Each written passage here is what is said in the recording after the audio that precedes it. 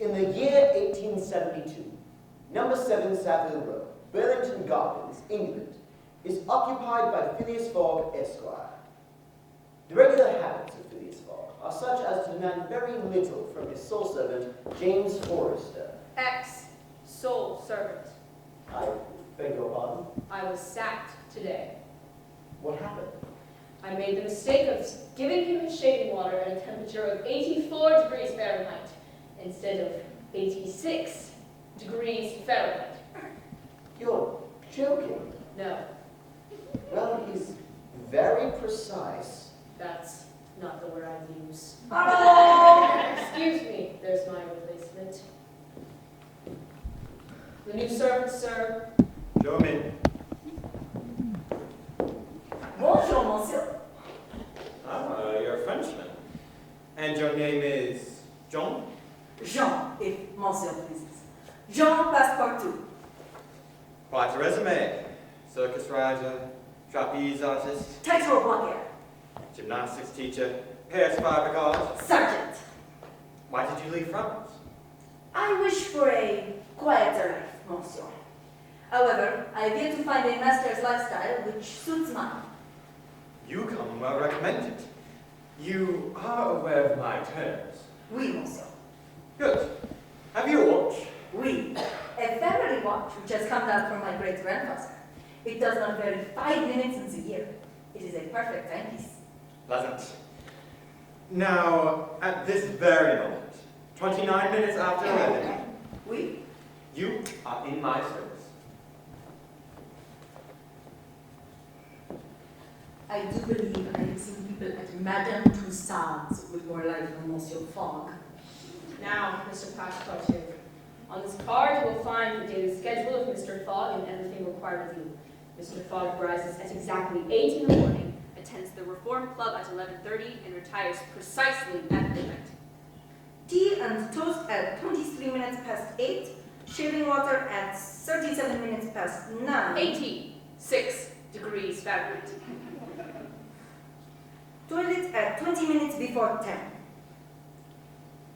Mr. Fogg's wardrobe, coats, jackets, suits are all indicated by the number indicating the time, day, and time of year to be laid out for wearing. He is a real machine. That's not the word I use, but yes, he is exactitude personified. Monsieur Passepartout, Godspeed. This is just what I wanted. We shall get along magnificently, Monsieur Fogg and I. Mr. Fogg is certainly one of the most remarkable, and indeed most remarked upon members of the Reform Club.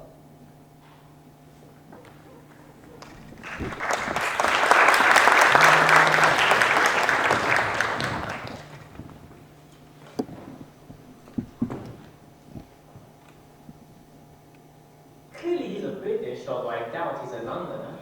True. I've never seen him at the stock exchange nor in the accounting rooms in the city. He's not on any board of directors, as far as I know. He's certainly not a manufacturer. Nor a merchant. Yes, he has quite a fortune. Without a doubt. But how? Couldn't say. He's well traveled. Quite.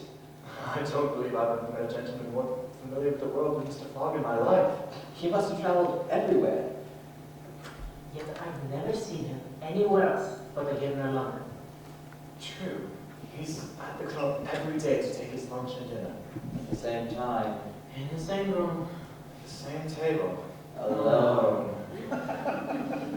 He has no wife. No children. Which can happen to even the most respectable of gentlemen. Yet he has no friends. Nor relatives. Which I must admit is quite rare. I think perhaps that he Yes, well, what is the latest on that bank theft? Oh yes, the bank will lose the money. Quite the contrary. In fact, I'm confident that we will soon lay our hands upon the fellow. Skillful detectives have been shipped to all the principal ports of the region. And he'll be a clever fellow if he manages to slip through their fingers. But do we have a description of the thief? In the first place, he's not a thief at all. What? Another thief? A fellow pays over 55,000 pounds. No. Perhaps he's a barrister then. Jolly good fellow. The Daily Telegraph says that he is a gentleman. What? According to the Daily Telegraph, there are real grounds for supposing that the thief does not belong to a criminal gang. The article Mr. Fogg is referring to is on page 1 of the Daily Telegraph, 2nd October 1872. It states in part, and I quote, "On the day of the robbery, a distinguished, well-dressed gentleman with polished manners was seen going to and fro in the cash-room, where the theft took place. A description of him was easily procured and sent to every detective in the United Kingdom and Europe." End quote.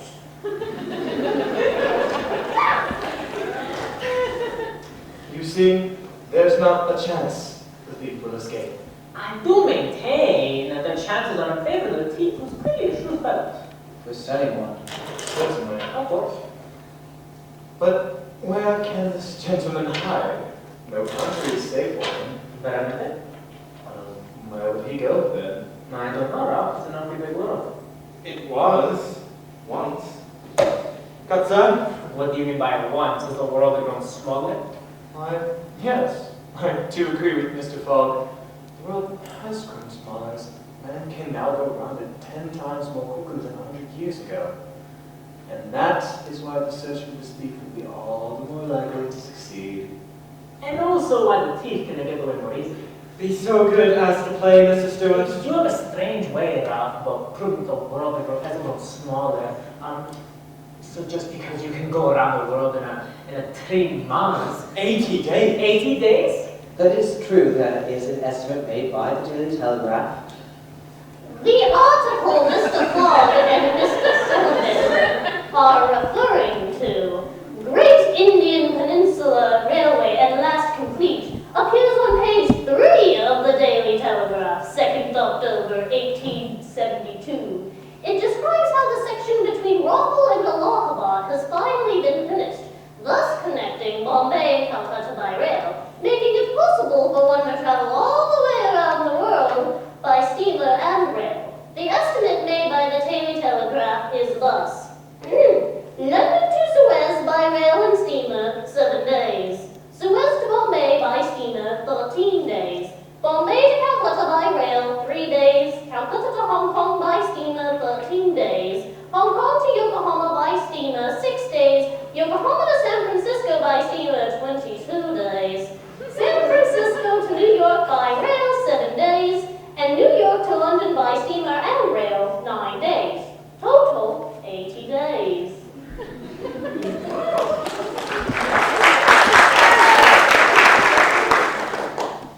Yes, 80 days in a TV, but that doesn't take into account bad headwinds, bad weather, shipwrecks. All included. Suppose some nefarious fellows pull up the rails, pillage the luggage and they kill the passengers. All included. 2 trunks. Theoretically, you are right, Mr. Fogg, but practically... Practically also, Mr. Stewart. I would like to see you go around the world in 8 days. I should like nothing better. Quando?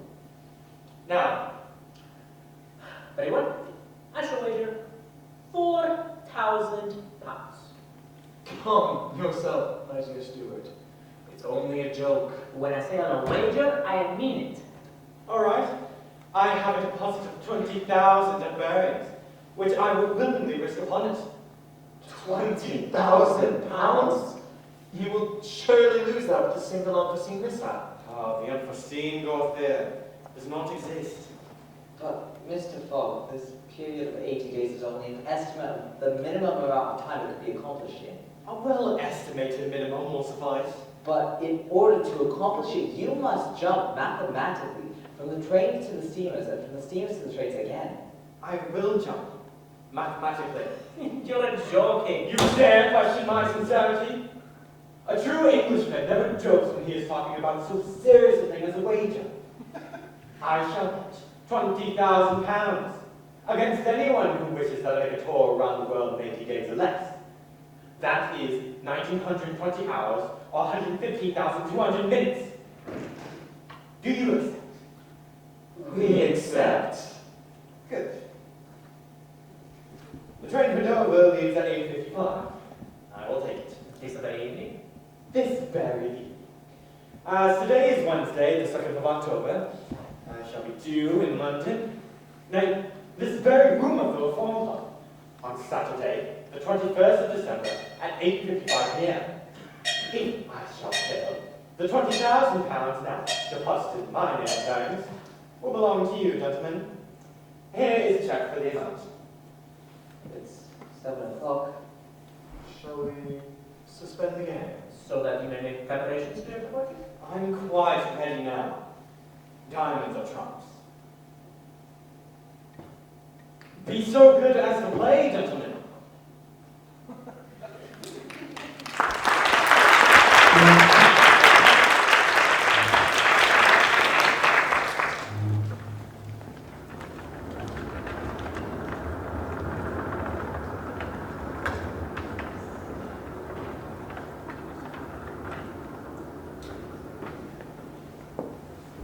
And tea with 1 spoonful of honey at 5 minutes past 12. I believe I have it all memorized. Passepartout.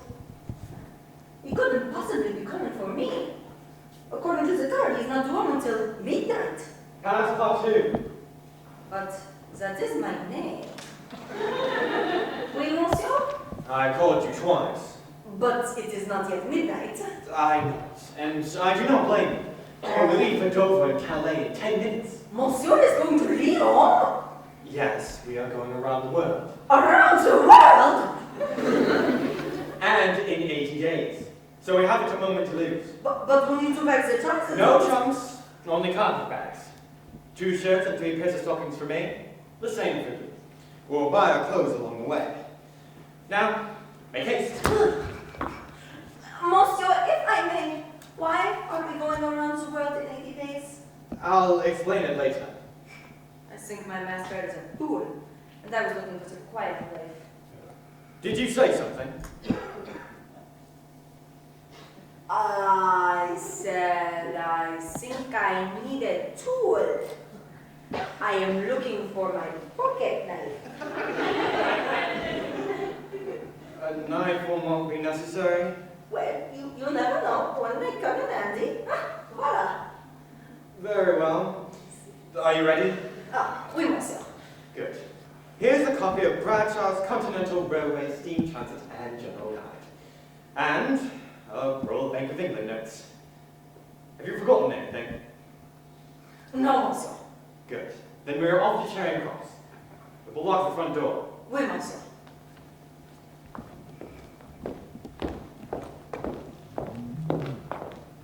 At 8:50, Phileas Fogg and Passepartout board the Dover train at Charing Cross. And 5 minutes later, that's 8:55. The whistle sounds. The train pulls out of the station.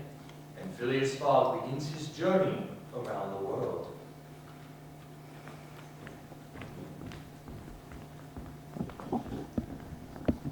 Sacre bleu! What is the matter?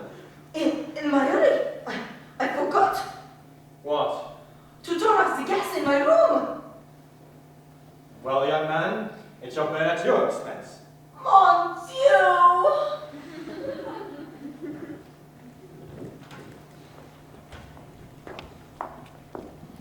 News of the bed spreads through the Reform Club and soon is in every newspaper in England. The Times, Madman attempts tour of the world. the Morning Chronicle, 80-day endeavor impossible? the Daily Telegraph. Phileas Fogg's feat, not feasible. However, 1 week after Fogg's departure, the Morning Chronicle runs this headline: Gentleman bank robber may be Phileas Fogg.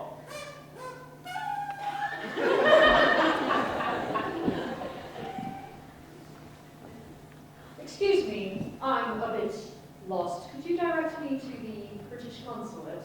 Mr. Fix, Detective Fix. welcome to Suez. Now I'm the British consul. I received a wire last night saying you'd be arriving this morning. Very good. Though I said it was very urgent, give no other details. I've been dispatched from London in search of a bank robber. All the way to Suez? Yes, it is my task to narrowly watch every passenger who comes through Suez and to follow any who seem to be suspicious. I see. Has the steamer from Brindisi arrived yet? Not yet. Excellent. I must say, Scotland Yard is certainly pulling out all the stops on this one. One mustn't be too careful these days, Consul. I'm proud to say I was the first and only choice for this mission. I see. May I ask, why are you here? To follow the bank robber, of course, Consul. Yes. Do you have any descriptions of the thief? Always. At the ready. Why, this could be almost anyone. To your untrained eye, perhaps, Consul, but not to mine. But I don't see. A man rather senses the presence of these fellows, Consul, than recognizes them. I have what you might call a sixth sense for this kind of work. You don't say. Oh, I do. A sixth sense? An acute awareness. A combination of all the other senses. Seeing, hearing, smelling, and the other ones. I've arrested more than one of these gentlemen in my time. You won't slip through my fingers. Very well. I wish you much success, Mr. Fix. Detective. Detective Fix. Now, if you'll excuse me, I have some work to attend to at my office. Very well, Consul. Oh, she's here.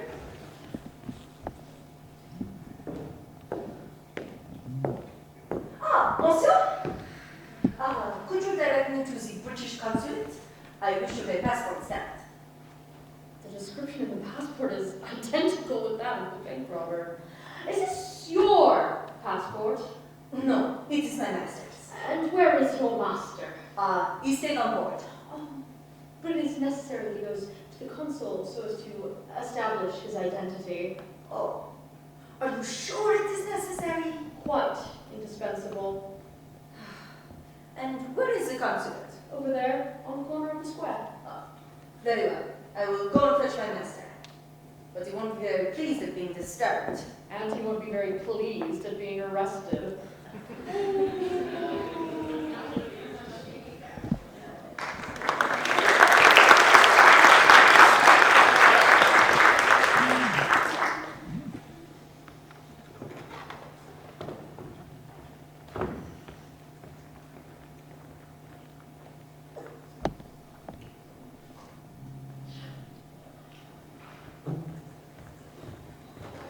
Consul, I have reason for believing that my man is a passenger on board the Mongolia. Your sixth sense? Sharp as ever. I just spoke with the man's servant. He wishes to have his passport stamped. Why would the thief leave a trail that can be easily followed? Precisely what the scoundrel would like you to think. What I don't see. A thief's mind is terribly puzzling and complex, Consul. I hope you will not stamp it. His mind? His passport. Oh. But why not? If the passport is genuine, I have no right to refuse. Still, I must keep this man here until I can obtain a warrant of arrest from London. That is your problem, Mr. Fix. Detective. Oh! Good morning, Consul. Will you do me the favor of stamping my passport? You are Phileas Fogg? I am. And this man is your servant. Yes. A Frenchman named Passepartout. You're from London. Yes. And you're going. To Bombay. You know that stamping your passport is not required. Oh, I know it, sir, but I wish to prove by a stamp that I came by Suez. Very well, sir.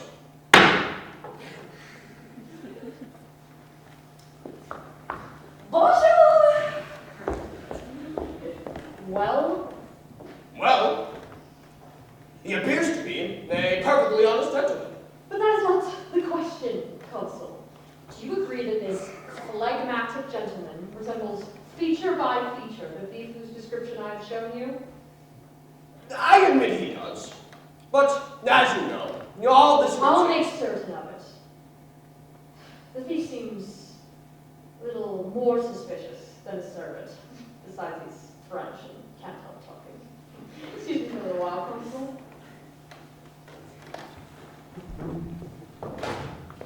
Well, my friend, is your passport stamped?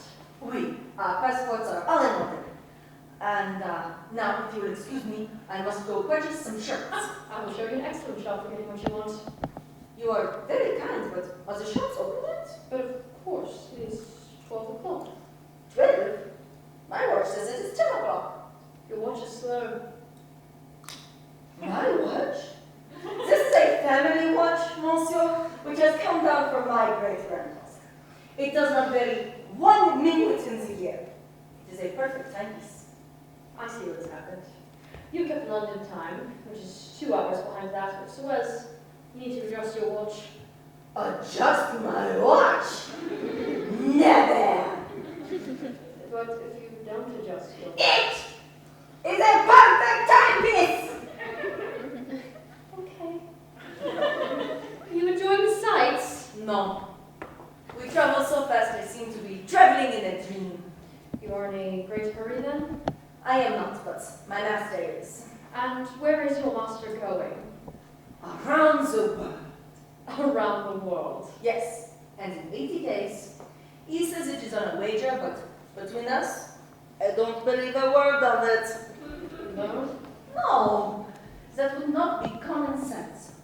There is something else in the wind. Ah, Mr. Fogg is a character, is he? I should say so. Last Friday night we came home, he came home from his club, and 45 minutes later, we were off. Is he rich? Oui, he is carrying an enormous sum of brand new banknotes. Hasty departure from London. Pretext of an eccentric bet. Carrying an enormous sum in brand new banknotes, and in a great hurry to reach foreign lands. Without a doubt he's my man. The deuce! There is one thing that worries me. Yes? My burner. What burner? My gas burner, which I left on and which is at this moment burning at my expense. I have calculated, monsieur, that I lose 2 shillings for every 24 hours exactly. Yes, So well, good for you. Here's the shop. You don't mind, I have some business to attend to. Ah, merci, monsieur!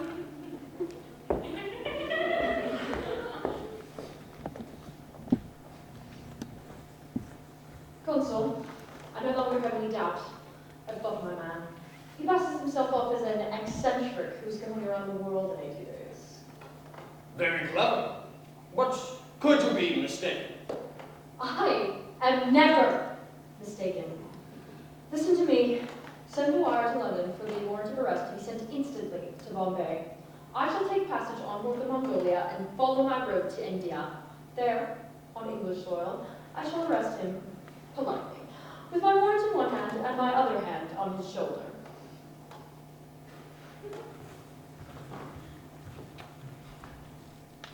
Soon, the Mongolia pushes rapidly upon the waters of the Red Sea, and instead of reaching Aden on the morning of the 15th, as it is scheduled to do so, she arrives on the evening of the 14th, a gain of 15 hours. There she refuels, and at 6 p.m. the Mongolia sets sail for the 1,650-mile journey to Bombay, where on English soil I will calmly arrest this scoundrel, who's just absolutely so... Excusez-moi! Oh, hello there. Aren't you the gentleman who so kindly helped me out at Suez? Yes, hello. I quite recognize you as well. Ah, yes. Monsieur... Fix. Monsieur Detective Fix! It is a pleasure to find you on board. Where are you headed? To Bombay, like yourself. Oh, have you made this journey before? Yes, several times. I work for the Peninsula Company, the owner of the steamer. Oh, then you know India. Yes. Tell me, is it a curious place? Oh, very, very curious. Elephants. Things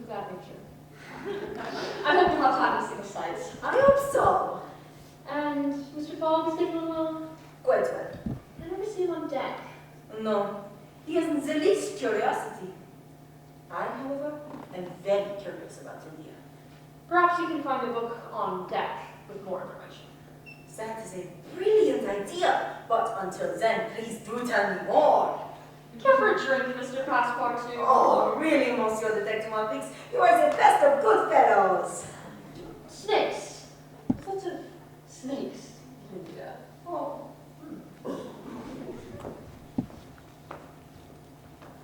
The sea is favorable. The wind is from the northwest, and all sails are raised. Mongolia is due to arrive at Bombay on the 22nd. She arrives on the 20th, a gain of 2 days since leaving London. India, the great upside-down triangle pointing south, has an area of 1,400,000 square miles. In the past, travel in India was slow and by the old traditional methods: foot, horseback, cart, and wheelbarrow. But now, fast steamboats ply on the Indus and the Ganges, and a great railway The Great Indian Peninsula Railway. traverses the peninsula from Bombay to Calcutta in 3 days. Passepartout? While I'm at the consulate, I'd like you to purchase more shirts, stockings, and a deck of playing cards. The train for Calcutta leaves at 8 o'clock. Don't be late. We must.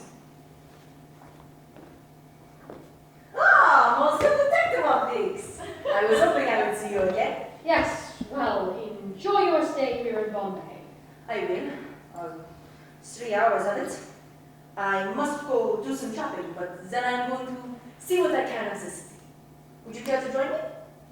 Thank you. I have some business to attend to. Very well. At Bombay Police Headquarters. I am Detective Fix for London. Yes, I am on the trail of a notorious thief. yes, Has a warrant of arrest arrived for me? no. Perhaps it's possible to obtain a warrant of arrest from you? I'm sorry, Mr. Fix. Detective Fix. Detective Fix.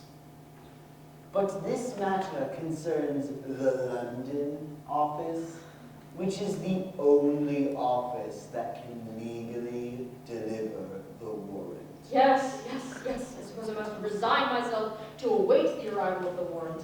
But I will not lose sight of this scoundrel as long as I'm in India.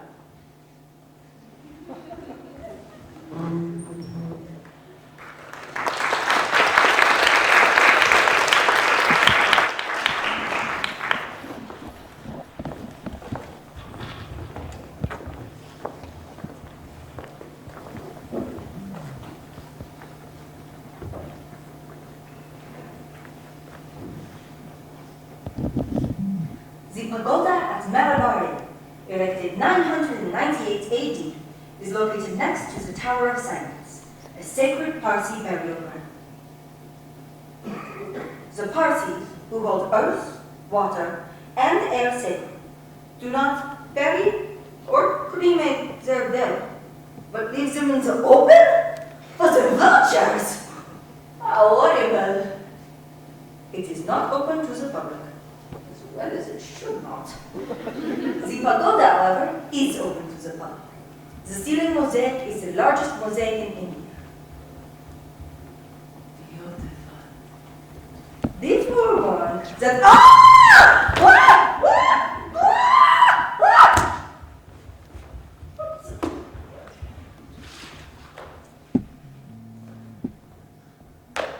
Indian law strictly forbids anyone to wear shoes in a pagoda. Monsieur, it is all my fault. I did not know it was against the law to wear shoes in a pagoda, and 3 priests, at least I think they were priests, although I do not think priests should behave like that, attacked me and stole my shoes, and somehow I lost my chapeau, a fetching chapeau, which my grandmother gave me, and they also lost the shirts and the socks and the playing cards. No, not the playing cards, because I could not find them, although I did look in several stores, but I guess it does not matter now, because it is time to get on the train. I am so sorry, monsieur, it is all my fault. this will not happen again. Good luck. Thank you, Passepartout. I now have my man.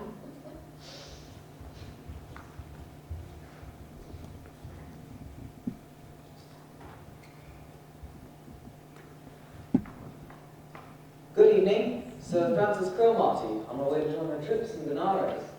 Phileas Fogg, on my way around the world. Around the world? That's quite the undertaking. To some, perhaps. What sort of business is taking you around the world? A wager. I beg your pardon? Several members of the Reform Club don't think that it is possible to travel around the world in 80 days or less. I am proving them wrong. You're traveling around the world on a bet. Yes. I'm sorry, Mr. Fogg, but that is the most ridiculous thing I have ever heard. It lacks all common sense. And are you traveling around the world shoeless on a wager? Oh, Passepartout is my servant. He had a rather unfortunate adventure in Bombay. Surprise attacked me and stole my shoes. Where were you? The pagoda at Malabar. Oh, you're lucky you weren't arrested. Indian law strictly forbids anyone wear shoes in the pagoda. Well, I hadn't read that part yet. And consider yourself lucky as well, Mr. Fogg. The government is very severe upon that kind of offense. It takes particular care that the religious customs of the Indians be respected, and if your servant were caught... Very well, Sir Francis. If you were caught, you would have been convicted, served your sentence, and then would have quietly returned to Europe. I don't see how this affair could have delayed me. Very well. 12:30, the train stops in Burnport. Towards evening, we enter the Sutful Mountains, and at 8 o'clock the next day... 4 o'clock. No, it's 8 o'clock. My watch says it is 4 o'clock. I'm afraid your watch is slow. My watch? A family watch, monsieur, which has come down from my great-grandfather. Slow? It does not vary 1 second in the year. It is a perfect timepiece. Have you adjusted your watch since leaving London? I say, it is a perfect timepiece. Well, I don't doubt that, but since you're constantly moving eastward, the days are shorter by 4 minutes for each degree gone over. Therefore, you will need to adjust... I will never adjust my great-grandfather's watch. Very well. The next day at 8 o'clock. 4 o'clock. The train rushes through the glade some 15 miles beyond Rothel. It's 8 o'clock. Irons out. Ah, we're speeding along now? It says here that India is very dangerous. Is that true? Well, not all of India is dangerous. That is a relief. The area we're passing through, however, is very dangerous. It is? Yes, thanks to Fahrenheit, King of the Stranglers. King of the Stranglers? Yes. He and his men, in honor of the goddess of death, strangle victims of all ages. This area can scarcely be traveled over without corpses being found in every direction. Oh, horrible. Yes. I hope we get out of here soon. Don't worry, this locomotive is guided by an English engineer and an English coal. We'll be in Calcutta before you know it. Passengers will get out here. What is the meaning of this? The train isn't going on. What do you mean? I mean to say the railway isn't finished. Not finished. No. There's still a matter of 50 miles to delay. Passengers must provide their own transportation to Allahabad, so the line begins again. But the papers announced the opening of the completed railway. The papers were mistaken. Sorry. Mr. Fogg, this is a delay greatly to your disadvantage. No, it was foreseen. What? You knew that the way Not there... at all. But I knew that some obstacle would sooner or later arise in my route. Nothing, therefore, is lost. We shall look about for other means of conveyance to Allahabad. I have 2 days to sacrifice. The steamer leaves Calcutta for Hong Kong at noon on the 25th. Today is the 22nd. We shall reach Calcutta in time.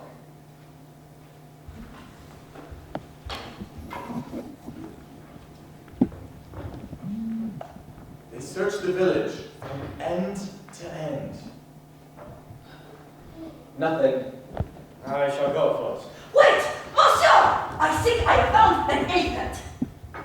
Yes? It belongs to an Indian who lives, but 100 steps from here. Let us go see this elephant. This way. Good afternoon. Good afternoon. We'd like to have a look at your elephant. Oh, very good. This way. I'm training him for war. Good morning. Yeah! Oh, whatever. I'd like to hire him. Oh, are you starting a war? No. He is not higher. I'll pay you £10 an hour. No, £20? no. £40? Kioni is not for hire. Then I will buy him. £1,000. No. Mr. Fogg, I beg of you, do not be rash. I am not in the habit of being rash, Sir Francis. There's a bet of £20,000 at stake. And since the train does not yet connect to Allahabad, the elephant is absolutely necessary. £1,200. £1,500. £1,800. Passepartout. £2,000. It is a deal. Now to find a guide.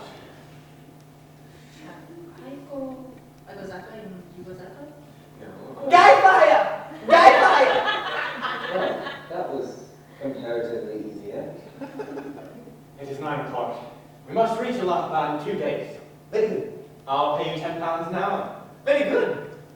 Sir Francis, may I offer you a ride to Allahabad?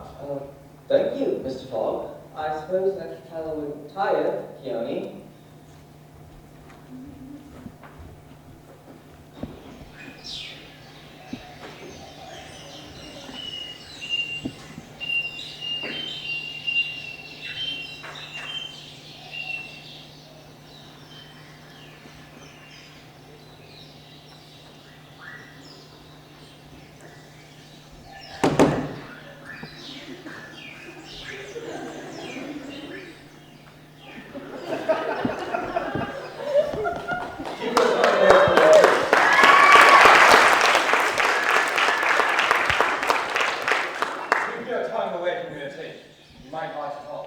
We must, sir. See? Yes, thank you. She's made of iron. Of forged iron. For you, monsieur? 2 lumps, please. So? Have you any clotted cream? No, only preserves. Proceed. Having gone nearly 25 miles, we halt for the night in the ruined bungalow in the pagoda of Pilati.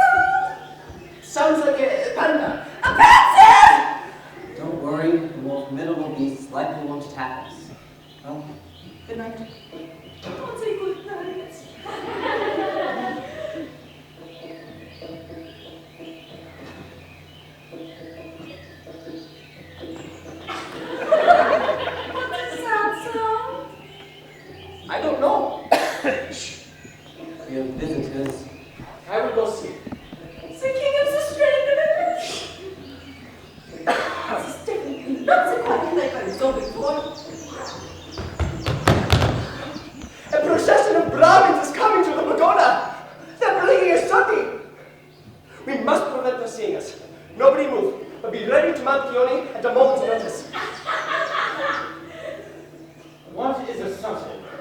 Such is a human sacrifice, but a voluntary one. This sacrifice, it is not a voluntary one. How do you know? Everyone in Pullman knows of this affair. Her name is Aouda.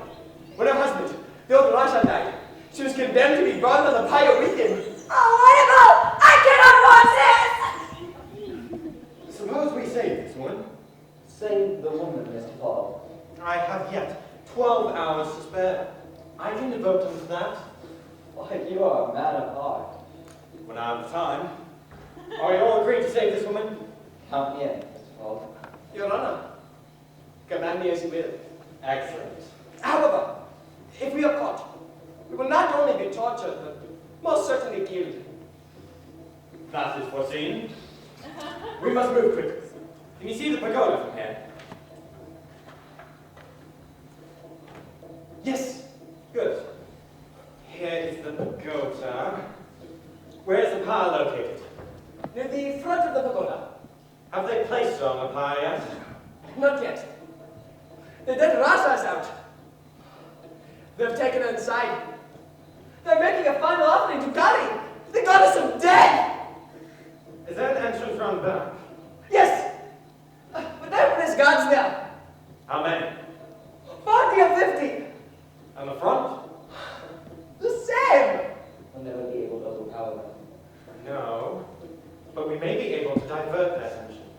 What do you propose? We send Keone and our guide here, near the front of the pagoda. Hopefully that will draw the guard from the rear of the pagoda to the front. Then you, Passepartout, and I, rush in through the back entrance, grab the woman, and meet back with Keone here. And make our escape before they even notice she's gone. Brilliant! But where's your servant? They're taking her out of the pagoda. Already? They're bringing her to the pyre. We must do something. They're placing her on the pyre. Don't be a fool, man. What is happening? The dead Raja is not dead. What? The old Raja is not dead. He's coming out of the pyre with his wife in his arms. That's impossible. We must hide. It is an evil spirit. But that's not possible. He's coming. Let us get out of here! Yoni! Back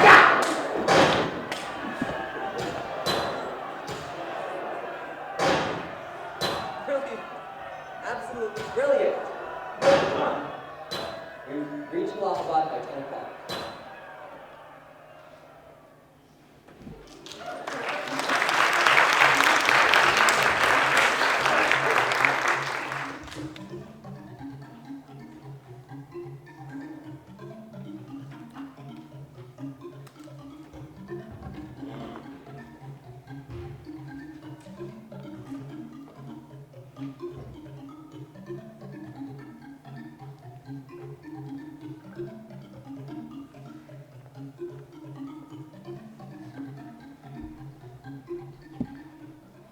Passepartout, purchase a ticket for Aouda.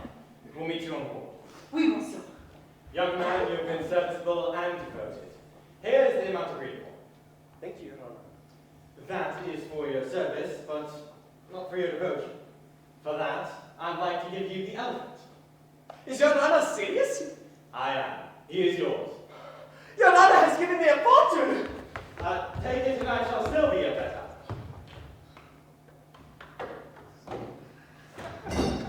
Thank you, Your Honor. Thank you. Yoni! Yaka!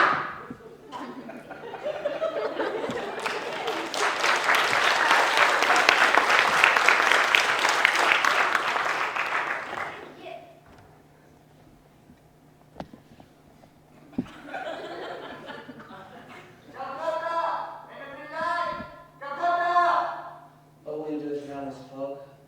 Perhaps she has family in Calcutta. She has no future in India. These Brahmin fanatics are scattered throughout the country, and despite the English police, will abduct her again. She'll only be safe if she leaves the country forever. I shall reflect upon the matter.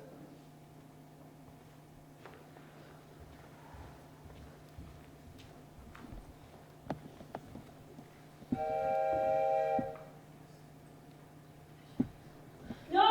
No! You're safe now. I No need to worry. You're safe. Here, take some of this. Brandy, best there is. Thank you. I am Phileas Fogg. This here is Sir Francis, and this gentleman is my servant, Passepartout. Thank you. I cannot thank you enough. There is no need. All that matters is that you're safe now. Until They then. will not find you again. What day? I intend to escort you to safety. Have you any friends or relatives outside of England?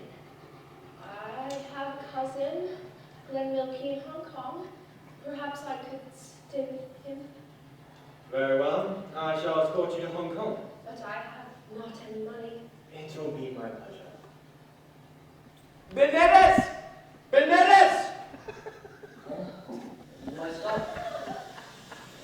Thank you, Mr. Fogg. You are a true gentleman. I wish you nothing but success. Thank you.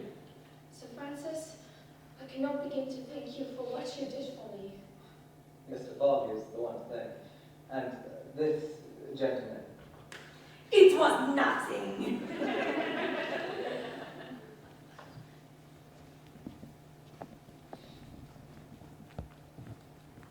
The train leaves Benares and runs along the valley of the Ganges in the midst of the roaring of wolves, tigers, and bears. Oh my! And then, on the 25th of October, at 7 in the morning, Calcutta! Enemy line! Calcutta! although he lost 2 days rescuing Aouda, Mr. Fogg remains precisely on schedule. The steamer for Hong Kong leaves in 5 hours. Perhaps we should purchase you some new shoes. I would be so happy to be out of this country. Mr. Phileas Fogg, I am he. is this man your servant? Yes. You are under arrest.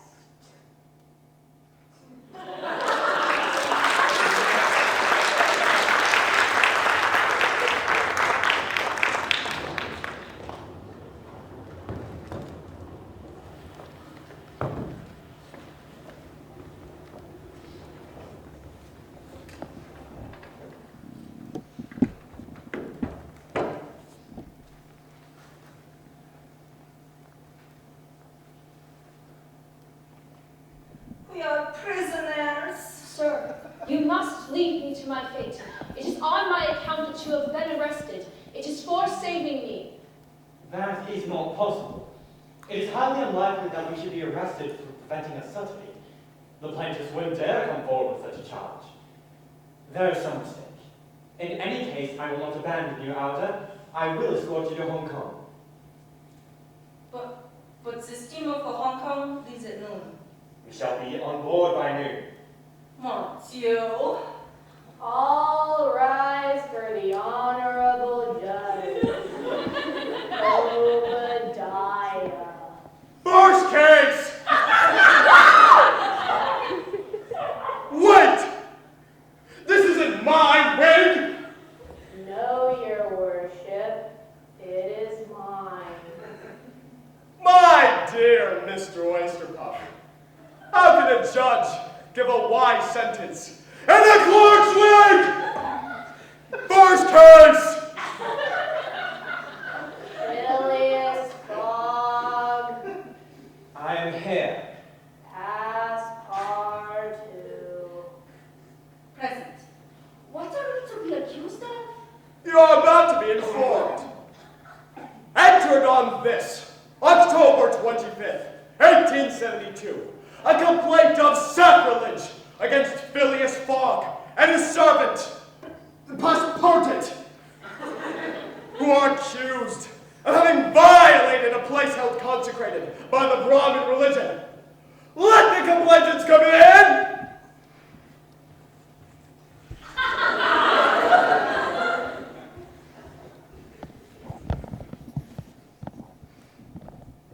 Do you understand the charge? Yes, sir. And I admit it. You admit it? I admit it. And I wish to hear this priest admit what he was going to do at the pagoda of Pullman. Oui, they were going to burn a woman to death. Burn who? In Bombay itself? Bombay? Why, of course. We are not talking about the pagoda of Palati, but the pagoda of Malabar Hill at Bombay. And as proof, here are the desecrator's very shoes which he left behind! My shoes! It's easy to see why Passepartout and Phileas Fogg are confused. They've completely forgotten about Passepartout's escapade in the pagoda in Bombay, but not Detective Fate.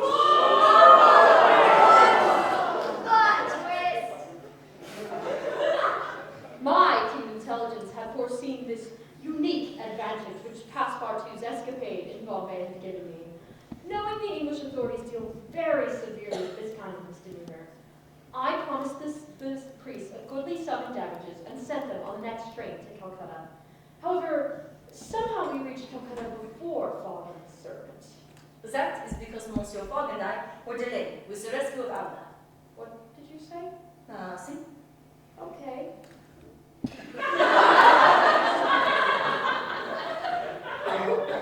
I watched the train station feverishly, and at long last, Phileas Fogg and Passepartout arrived. I hastened for a policeman, and this is how the party came to be arrested and is now standing before Judge Obadiah. Those are your shoes. Oui. And the facts are admitted then? Admitted. Inasmuch as English law protects equally and sternly the religions of the Indian people, and as the man Passepartout has admitted to having violated the pagoda of Malabar Hill at Bombay on October 20th, I condemn said Passepartout to 15 days imprisonment and a fine of 300 pounds! 300 pounds! Silence!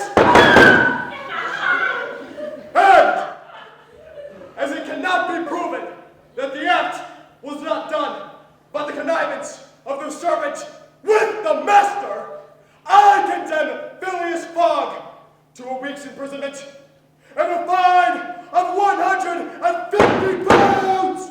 With Phileas Fogg detained in Calcutta a week, it will be plenty of time for the warrant to arrive. I offer bail. Wait, what? You have that right. Bail for each prisoner is 1,000 pounds. I shall pay it at once. Wait, this is ridiculous. This sum will be restored to you upon your release from prison. In the meantime, you are free on bail. Please give me my shoes back. These are some pretty expensive shoes. More than 1,000 pounds a piece. And they're not even comfortable. Yes, hurry. General Grant leaves in an hour.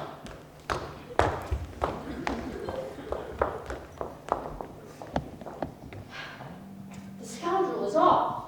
2,000 pounds just thrown away. He's certainly spending money like a thief. I'll follow him to the ends of the earth if necessary, but at this rate, the stolen money will soon be gone.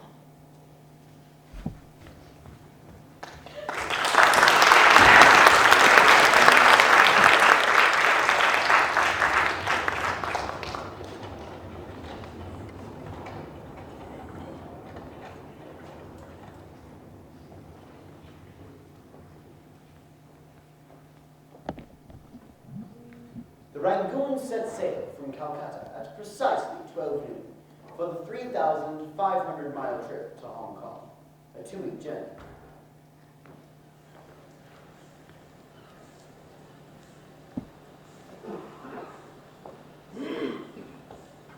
Mr. Fogg? Good evening. Is your room comfortable? It's fine. I just stepped out for some fresh air. Have you needed anything? You've given me more than enough, Mr. Fogg. You've given me my life. My condolences on your husband's passing. He was only a husband by name. I was forced to marry when my parents died. I see. Should you need anything, don't hesitate to ask. Good night.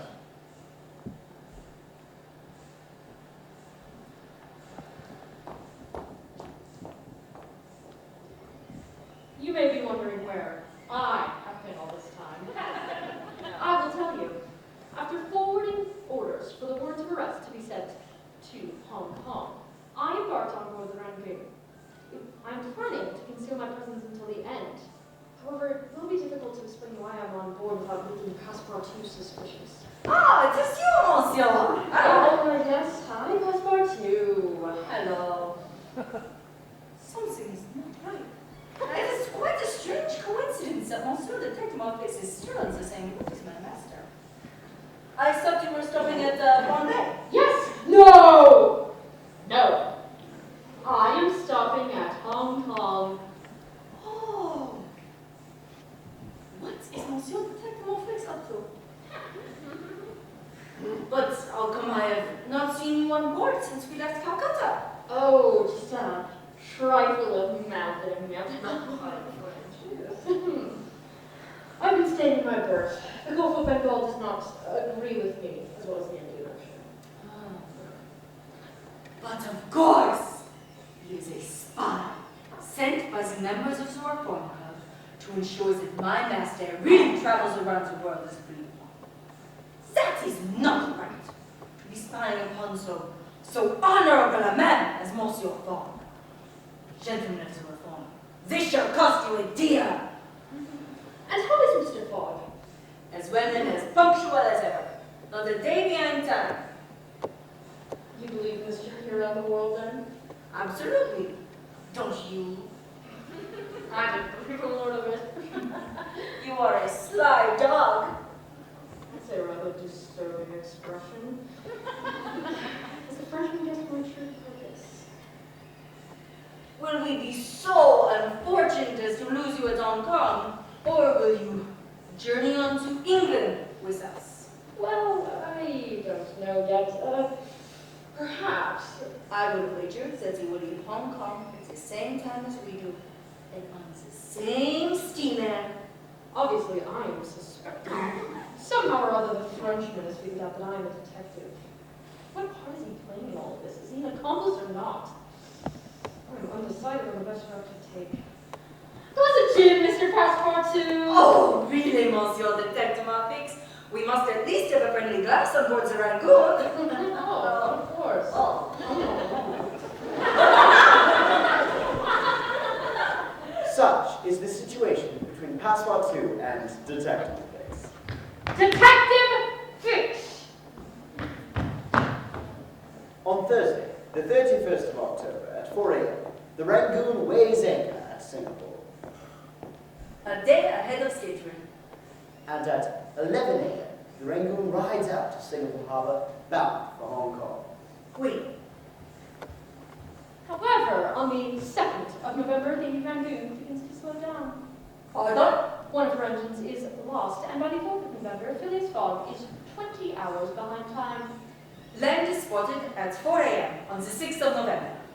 However, Phileas Fogg is already 24 hours behind time, and the steamer to Japan will, of course, be missed. But, as my master disembarks the Rangoon, he learns that the steamer for Japan, the Carnatic, has not left yet. Wait, how? They have to repair one of her boilers, so her departure is postponed until tomorrow evening.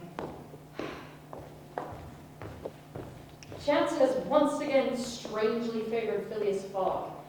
If the Carnatic had not been forced to lie over to repair her boilers, Mr. Fogg would have missed the steamer and would have been forced to wait a week for the next one to Japan. I failed in Bombay and I failed in Calcutta. If I fail here in Hong Kong, my reputation is lost. The rest must be made here.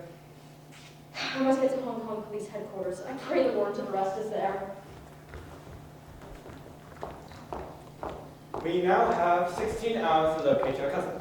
I'm afraid I do not know his address. What does he do for a living? He's a silk trader. Perhaps someone of the exchange may have met him. Good afternoon. We are looking for Glenn Milkey. Ah, yes. He's very wealthy and generous. He owns several factories on this harbor. Ah, and we can find him there? He left town a few months ago, moved to America to teach music. I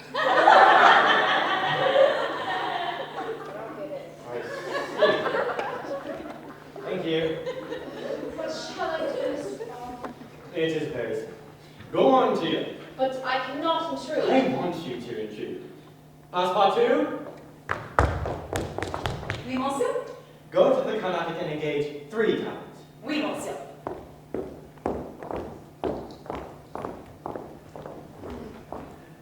The warrant has not come.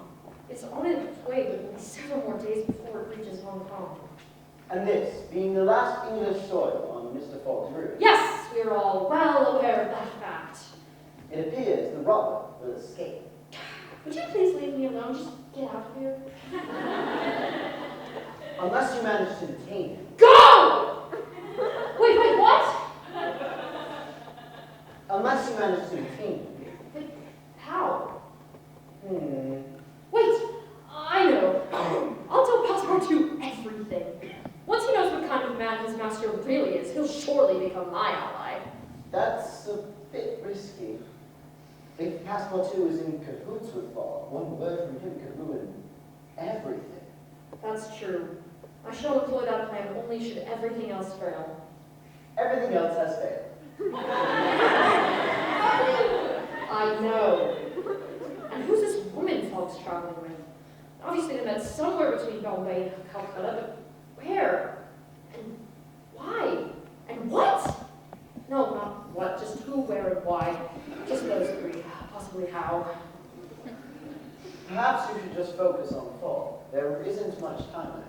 Yes, I know. Would you get out of here? It appears you'll have to follow him to America. Yes. Please leave me alone now. Because if you don't, he'll get away, and everyone will think that you're a big failure. Yes, I know. I need to follow him to America. Would you just please get out? Hey, Monsieur the Dexmotrix, have you decided if you will come with us to America? Yes, I will go along. Oh, I knew you could not persuade yourself to separate from us. Come and secure your cabins. Cabins for 4 people, s'il vous plaît. Very well. Please be informed that the repairs on the Carnatic have been completed earlier than anticipated, and as such, the vessel will leave this evening and not tomorrow morning, as had been previously announced. That will suit my master all the better. I must go and let him know. Oh, Passepartout, why don't we have a drink first? Oh, but I really must Just go a on. quick one. Well, I believe I have time for a quick one. Where are we going?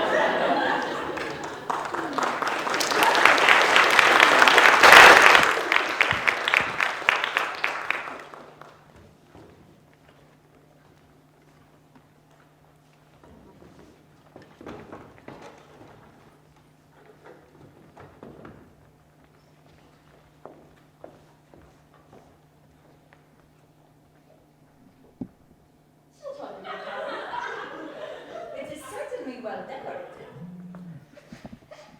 What does it smell? Why, it's fine port. Oh.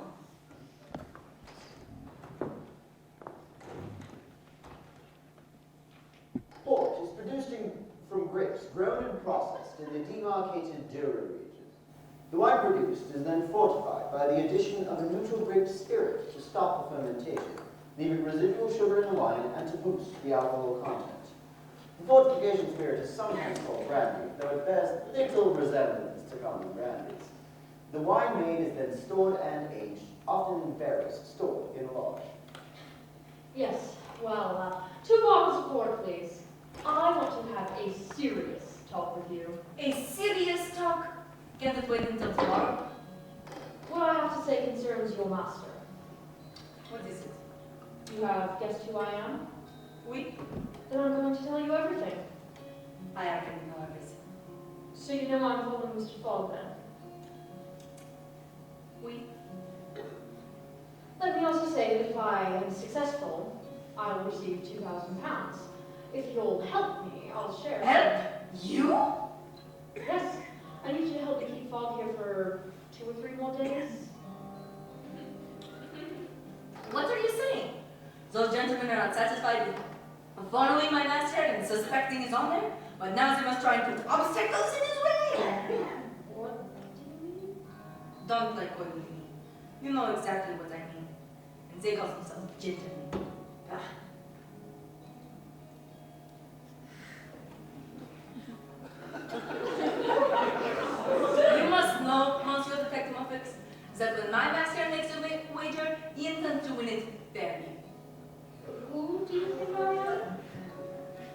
you didn't know.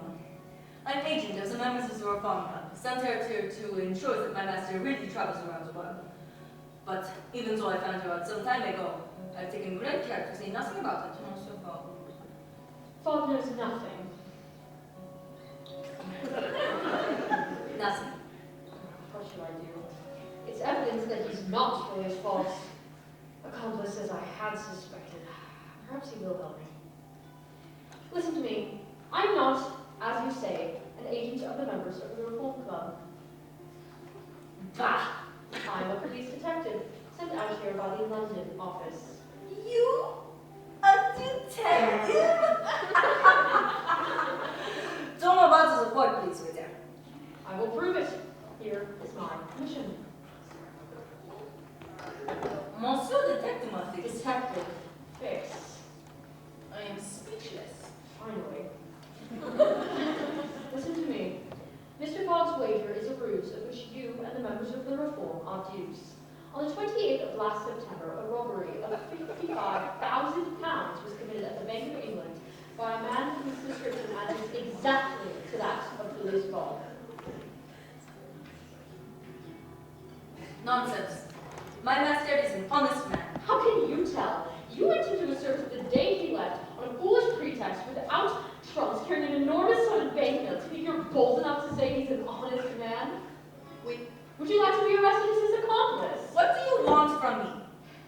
See here, I have tracked Fogg to this place, but as of yet, I have failed to receive a warrant of arrest. I need to keep him here a couple more days until it arrives. I need you to help me do that. If you help me, I'll share with you the £2,000 reward I received from the Bank of England. Never. Monsieur Detective Muffix. Detective Fix. Detective, Monsieur, whatever.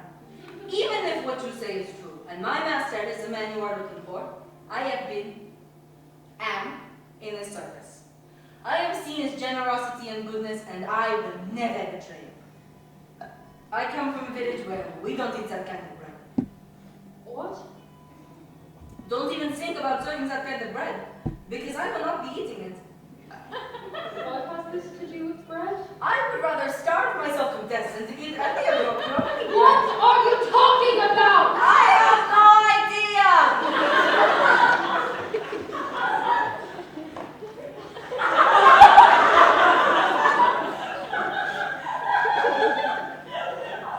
What was the question? Will you help me capture Mr. Fogg? No. I am hungry. Waiter, could I get some bread? Oh, what should I do? I must make sure that I'm remain separated from his master. Consider that I've said nothing and let us drink. Oui, let us drink. You must really like that whore, huh?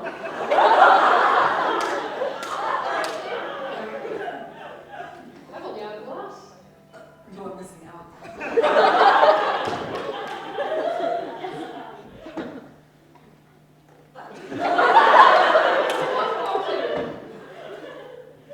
One second. Okay. Careful. Finally, Mr. Fogg will not be warned about the Conatic's early departure, and if he is, he'll have to go out for this cursed Frenchman.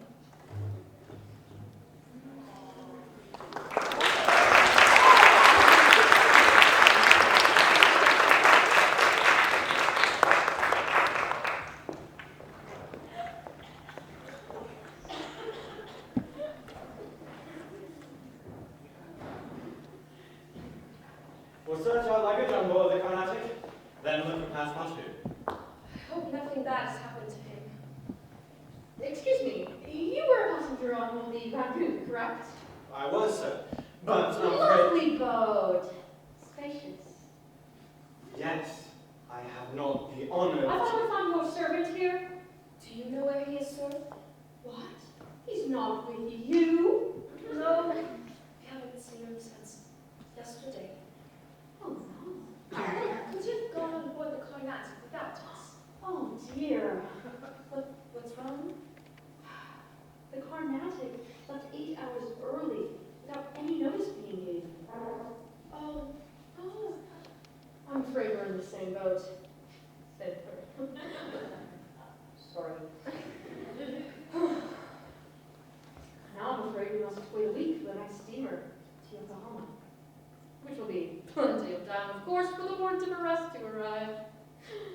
perhaps there are other vessels besides the Carnatic in the harbor of Hong Kong. Mr. Fogg wanders the docks of Hong Kong, determined to charter a vessel to carry him to Yokohama, And? but finds all of the vessels either loading or unloading. Meaning? None are set to sail. Yes! Fog is mine! But then, at 2:30... Excuse me, is your Honor looking for a boat? Have you a boat? Ready to sail? Yes, Your Honor. Take it there. Best in the harbour. But does she go fast? Between 10 and 15 knots to the hour. Is it for a sea excursion? No, a voyage. Ah. Yes, will you agree to take me to Yokohama? Is Your Honor joking? No, I've missed the Carnatic and must reach Yokohama within 5 days at the latest to take the boat to San Francisco. I'm sorry, sir, but it's impossible. Thank you. I'll pay you £100 per day to make it possible, and an additional reward of £200 if we reach Yokohama in time. Are you in earnest? Very much so. Well, Your Honor, the Chinese seas are very unpredictable this time of year, and Yokohama is 1,660 miles from Hong Kong. But I could always use a little adventure. When could you go? In an hour, as soon as provisions can be put aboard and the sails are up. It is a bargain. Here are the £200 on account. Would you care to come with us, Sam? Detective Muffix. Mr. Detective Muffix. Thank you. I was about to ask a favor. Very well. In a half hour we shall be on board. For Passepartout. I shall do all I can. I shall leave a description and money at the police station and the French consulate. I never liked you. The sails and the English flag are hoisted, and at 10 minutes past 3, the Take It Air bounds briskly forward over the waves. I do not need to advise you to use all possible speed. Trust me, sir, we are carrying all the sail that will let us. It's your trade, not mine, and I have every confidence in you. What do you suppose has happened to Passepartout? I don't know. Strange. If he is still in Hong Kong, the authorities, I trust, will find him. I've left enough money for his return to England. If he is indeed on board the Carnatic, we'll be able to find him in Yokohama. I hope we find him, for I shall miss him. It is a beautiful night tonight, and I look up at the stars. The sails look like great white wings, and I feel as if we are flying. What do you see, Mr. Fogg? 7, 3, 4, 13. Pardon? Oh, it is the 37th day of my journey.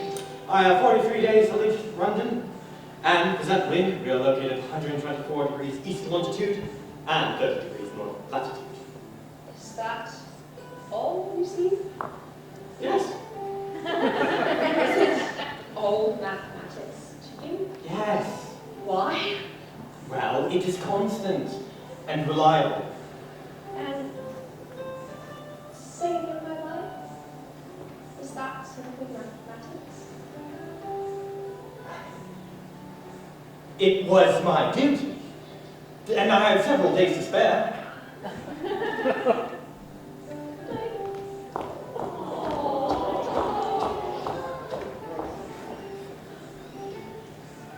Beneath her long silken lashes, and the black pupils of her great clear eyes, strange, as in the sacred lakes of the Himalaya, purest reflections of celestial light. And beneath the silken folds of her dress, seems to have been molded in pure gold by the hand of God himself.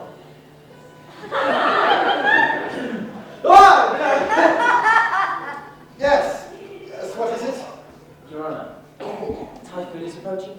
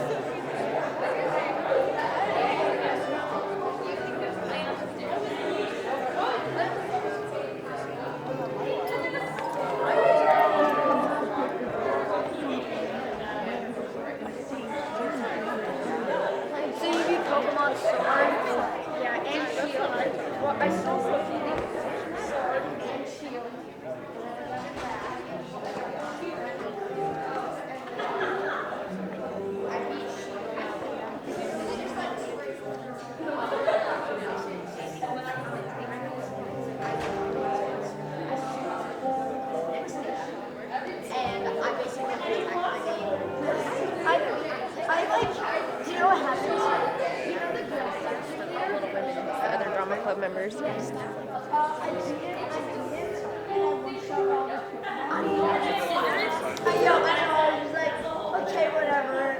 Let's do Ember on that one, and then Ember again, and then She's like, okay, I'm just gonna go Dynamax. Oh, hey, I know, Powerball. You win! And if you beat our Isle of Wonder, there's gigantic max inverse. It's like sitting in a giant Powerball.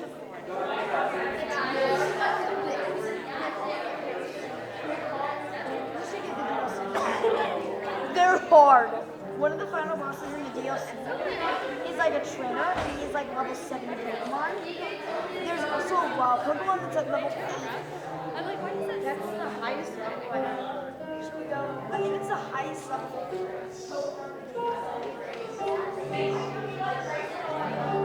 Liking it. That's probably my and then she doesn't dance. She's like, like they ask her questions. And then elephant was a person. Yeah. Like white shoes, like white shoes. Pretty funny because they're not and all the sentences in the light changes. Thanks for coming, guys. Appreciate it.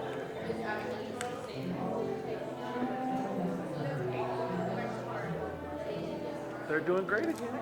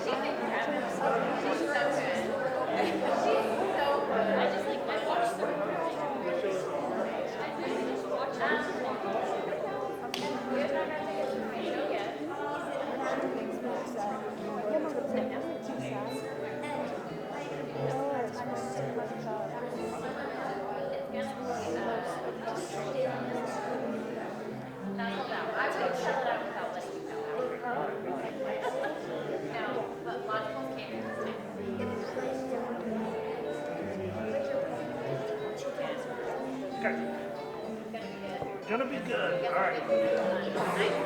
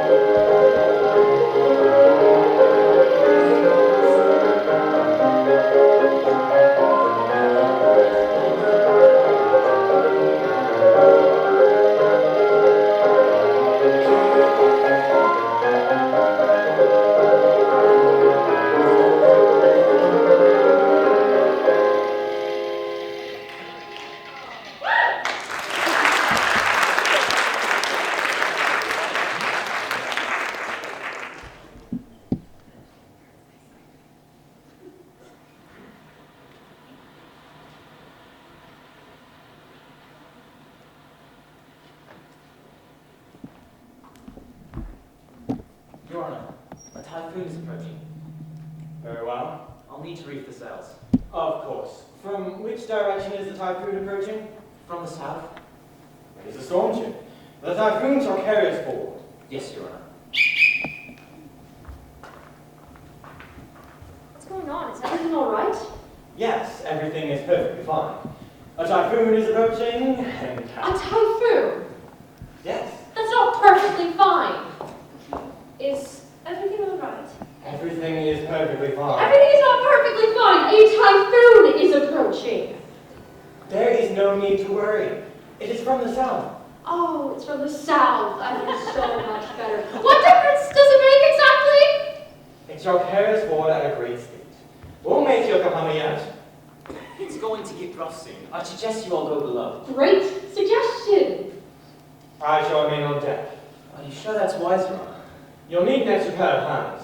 I will. I shall stay on deck as well. That will not be necessary. It'll be It safe. is my duty, and I have several days to spare.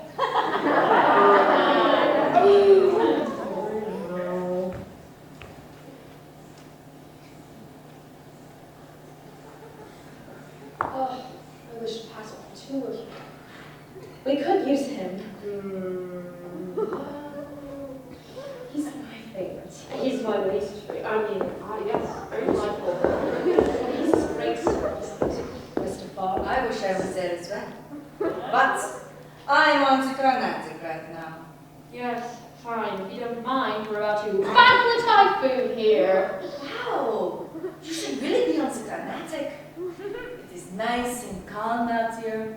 A day ahead of the storm. Good for everyone on board the Carnatic. Let me remind you that if I had not been plied with alcohol by a certain someone, we would all be on board the Carnatic.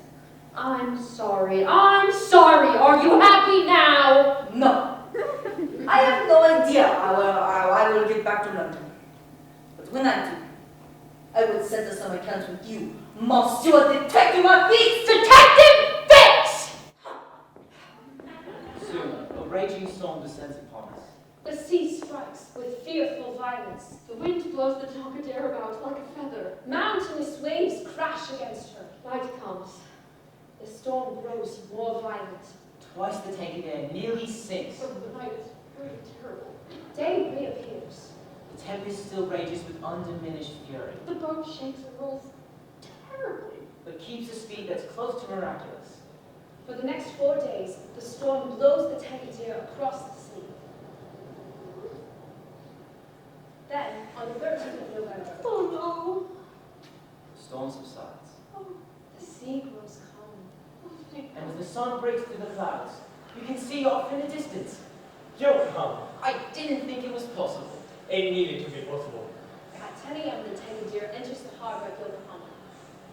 Look, it's Passepartout. Ah, well, it was lovely traveling with you both, but if you'll soon have some business to attend to, bye! Monsieur! Passepartout! Yes.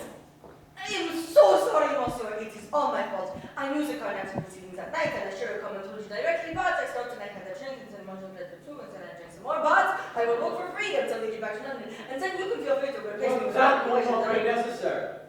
I'm glad you're safe. Come, the General Grant leaves in an hour.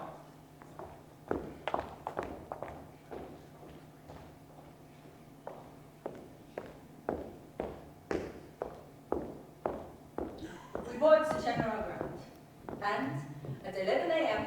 on the next day, we set sail for the 22-day journey to Yokohama. No, from Yokohama. I, of course, am also coming on board the General Grant. I am going to kill you. Oh, wait, let me go. After I strangle you to death. Wait, I want to help your master. Aha! You are finally convinced he's an honest man? No, I still think he's quite the rascal. Shh! Let me speak. As long as Mr. Fogg is on English soil, it was in my best interest to detain him there until the warrant of arrest arrived. I did everything I could. I sent the Bombay police after him. I got you intoxicated and separated you from him. I made him miss the Yokohama steamer. But nothing worked, which is fortunate because the warrant of arrest never arrived. So is he right? I suppose.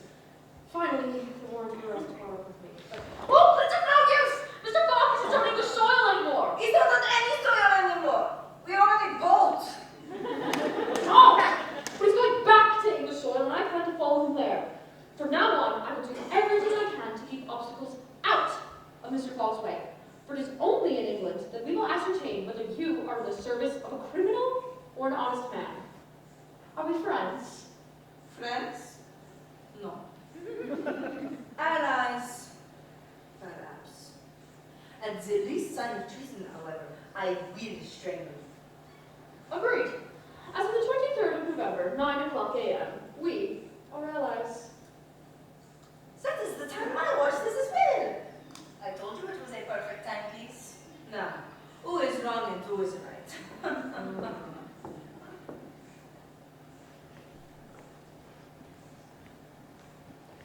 22 days later, on the 6th of December, the General Grant enters the Golden Gate Bay of San Francisco. At 7 in the morning, Mr. Fogg sets foot upon American soil. At 2 o'clock, outside the English consulate. Missy, attack to my face! Mr. Fogg! What a pleasant surprise. I didn't think we'd see you again. Oh, neither did I, but my business was calling me back to London, and, you know. We're boarding a train for New York at 6 o'clock. I'd be honored if you continued your journey in our company. Thank you, sir. You're far too kind. Why is he so polite? Ridiculous. On December 8th, we crossed the Rocky Mountains. On December 9th, we crossed the American Plains. But on the 10th of December, We've stopped. I can probably use, nature's water closet. there is a water closet on board the train. Wait, what? Wait, it's in the second car. I'll be right back. He's a bit daft, but I like Mr. Detective Ethics. Yes, he's pleasant enough. What do you think of him, Passepartout?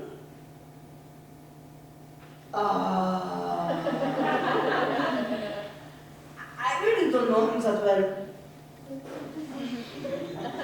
Why have we stopped? I do not know. There is no station. See what is the matter. We must. I'm sorry, sir, but several of the iron wires holding up the bridge at Medicine Bow are broken and the bridge won't bear the weight of the train. We're not just going to stay here in the snow, are we? Colonel, we have telegraphed to Omaha for a train, but it won't reach Medicine Bow for another 6 hours. 6 hours? And we'll walk! It'll take just as long to reach Medicine Bow on foot. But it's only a mile from here. Yes, but it's on the other side of the river. Can't we cross it by boat? That's impossible. The creek is too swollen from the rains. It's too rapid. We'd have to go 10 miles more to find a ford. What kind of railway is this? Why, I've heard of engineers leaving their trains over rivers without bridges. Yes, I've heard those stories as well. Then why don't you do it? Jump the train over the river. Yes! But the bridge is unsafe. That doesn't matter. If we get the train going at the highest speed possible, we can make it. I don't know. At full speed, right? Full speed. If I may, I think perhaps this idea is a little too American. American! What are you saying? I'm saying that the plan seems a bit dangerous and not really. You're not from here, are you? No, sir, I am from France. But And who are you to tell us how to run our train? I am simply saying I think it would be more prudent. Prudent? You afraid? Afraid? He's afraid! The Frenchman's afraid. Very well. I will show you that the Frenchman can be just as American as you. All aboard! Hey, I'm the conductor. All aboard! Americans. I'm glad that we are only passing through this Hey, Frenchman! You got a problem with us Americans? Monsieur. Is there a problem?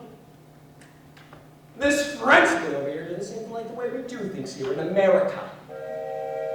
Excuse me, Mr. Proctor. Colonel Proctor. Mr. Proctor, Passepartout is my servant. If there is some trouble concerning him, I insist you speak with me. You're not from here either, are you? No, sir, I'm from London. Looks like we got a couple of Frenchmen over here. Oui, I think it is best if we are. Hold on a second. Still afraid, Frenchmen? Mr. Proctor, you have insulted my servant. I demand an apology. Are you demanding to? Yes, I do. Monsieur, the bridge! Now we're moving forward. Why don't we just settle it here? Like men. I should like that satisfaction. His name? When? Where? Mr. Fogg, no. I will show you when and where. Passepartout, however, please. This affair is mine. No, Monsieur, it is This mine. affair is mine and mine alone.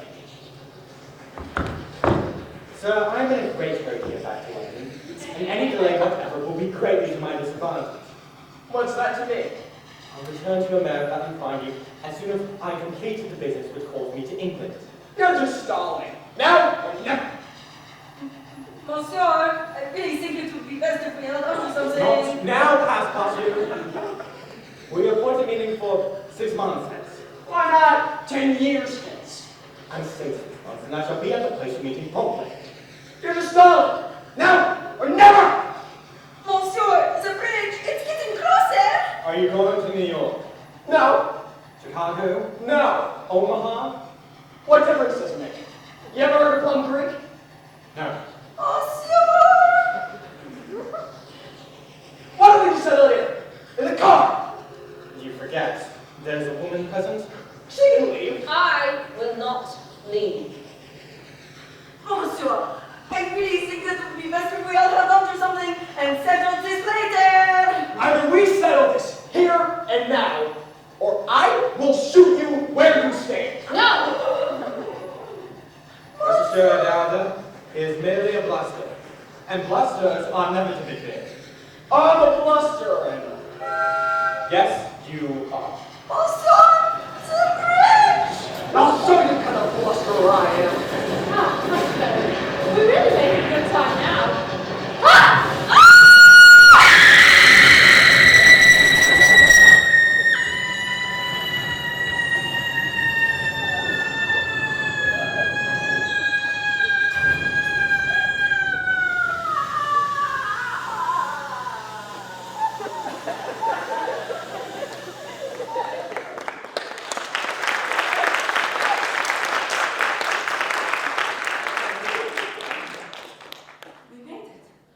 We made it!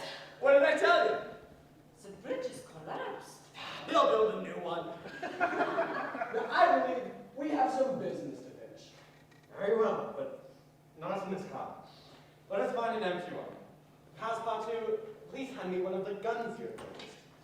Oh, I missed something. So you're a Frenchman too, huh? No, sir. I'm from London. Don't disrupt with me, Frenchie. You're next. You ready? Yes. Mr. Fogg? It will be fine. I'll be back in a few minutes. Mr. Fogg, please reconsider. It's... Get out of the way, or you'll be first. Can't we just talk this through? I am tired of talking. Oh no! Train robbers! The train can't stay here. Quickly! Passepartout, the guns! Aouda, get down!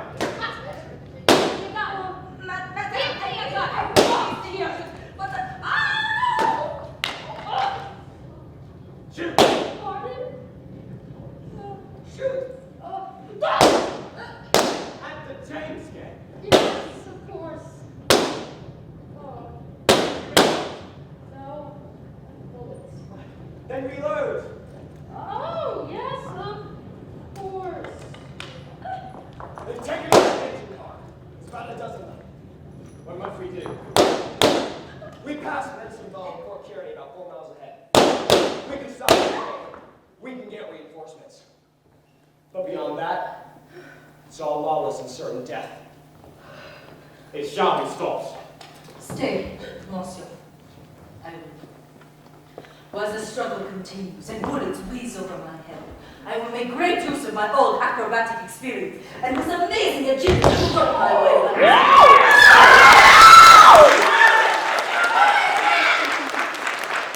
Hanging onto the safety chains, I will make my way to the front of the chain. There, suspended by one hand, I will loosen the safety chains, unscrew the yoking bar, and detach the runaway locomotive from the rest of the train.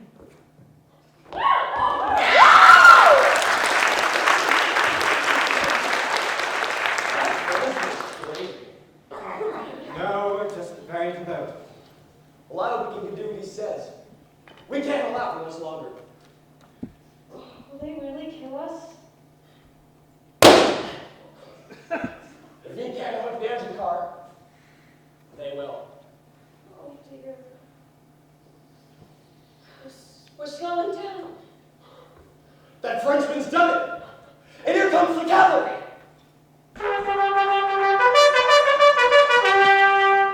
Take that, Jesse James gang! Head for the heads! Are you injured? I don't think so. You're bleeding. It's just a scratch. I'm fine. Here, let me. But how are you? I believe I'm fine. Thank goodness. Mr. Detective Muffet? Oh, I'm fine. Just slightly shot in the foot. Let me see. It's fine. But where is Passepartout? I don't know. What if someone... I'm sure he's fine. Is there a servant here? No. Not bad then. We only lost like one passenger. Maybe. Maybe fell off the train. Perhaps he was taken by the James King. It's hard to tell. I will find him. Living or dead. Oh, Mr. Fogg. Living. If we do not lose a moment. But, Mr. Fogg... It is my duty. Even if I have no days to spare. Do you know the commanding officer here? Captain Griffin. Tell him I need his men to assist me in the pursuit of the Jesse James gang. I don't think we can do that. These bandits have already passed beyond the Arkansas River. We can't leave our forts unprotected. Life is in question, sir. I know. But do you expect us to risk the lives of 50 men to save one? I don't know whether you can, sir, but you ought to do so. Not unlike you French coming over here telling us how to do things. Very well. I will go. Alone. You go alone in pursuit of the gang? Would you have me leave poor Passepartout to perish? To whom everyone present owes their life. I will go.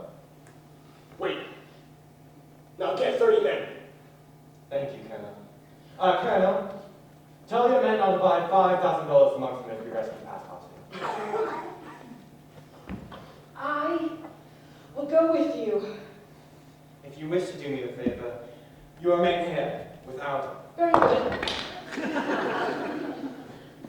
Should anything happen to me, Oh, Mr. Fogg. I will come back. Let's go away to the station.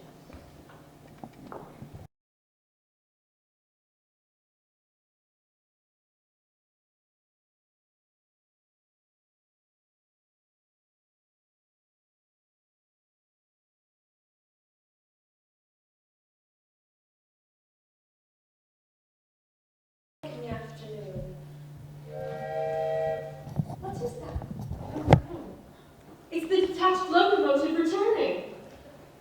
Sorry for the inconvenience, folks. Everybody please get on board. It'll take just a few minutes to couple the train. When will we be leaving? At once, ma'am. But the prisoners have yet to return. I can't delay the trip any longer. We're already 3 hours behind time. When will the next train pass here from San Francisco? Tomorrow evening, ma'am. Tomorrow evening? But then it will be too late. We must wait. It's impossible. If you wish to go, please get on board. I will not go. But, Mr. Detective Fix, do not feel that you must stay behind for my sake. I will stay as well. Suit yourselves. All aboard! Several hours pass. The weather is dismal. It is very cold, freezing. Evening comes. Still no sign of them. At one point, a man approaches. No, thank you. Nightfall. Absolute silence rests among the plain. Throughout the night, Aouda wanders the edges of the plain. What she suffers through long hours is almost impossible to describe. Thus, the night passes. What's that? It's Mr. Fogg! We're safe. Yes, But what about Passepartout? Has he been... he's fine. Oh, Susanna, don't you cry for me. When I'm down to Louisiana, with the banjo on my knee. They wanted to make me? I'm honorary member of their group. Dang! Who? The Jameses? Yes, evidently, after witnessing his feat of bravery on the locomotive, they considered Passepartout an exceptional man and wanted to make him a member of their gang. I told them I was Monsieur's servant and that we were in a great hurry to reach London. Yes, and they were happy to let him go. But not before we drank more port. Not time, Mr. Fogg. President Grant will be happy you got the James Gang head with ales. My pleasure, Colonel. I promised your men $5,000 if we rescued Passepartout. Here you are. You certainly are made of work. Now, where's the train? It's gone. When is the next train past? Not until this evening. Oh! Oh, it is all my fault! We will never make it to New York by the 12th. Seriously, sir, are you in great haste? Quite seriously. Is it absolutely necessary that you be in New York by the 12th? By 9 p.m. I know a man who may be able to help us.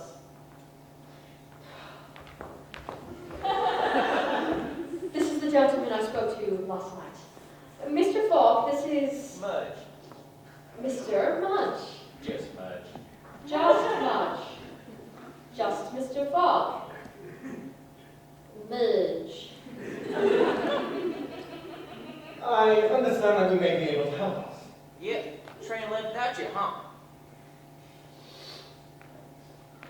It is all my fault, really. I must You apologize. folks in a hurry? Very much so. All right, step inside. What is it? It is a large sled, rigged like a sloop. Yep, on the mast I can hoist a large brigantine and a jib sail. Got a rudder in the back to guide her. During the winter when the trains are blocked up by the snow, I can travel pretty quick from one station to another. I must reach Omaha by 1 o'clock. That's about 200 miles as the crow flies, but the snow is hard and the wind's from the west. I'm sure I can meet you there in enough time to catch a train. Get on board. I shall pay you a handsome reward if we make it on time. Hoist the sails. Hoist the sails. Hoisting the sails. Secure the rigging. Securing the rigging. Securing the rigging.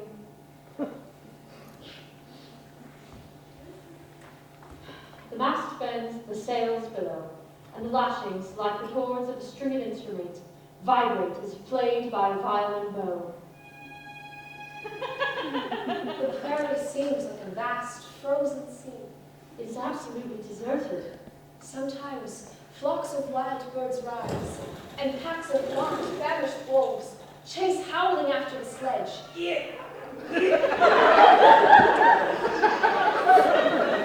The sledge holds on its equal course and leaves the howling packs at a safe distance behind.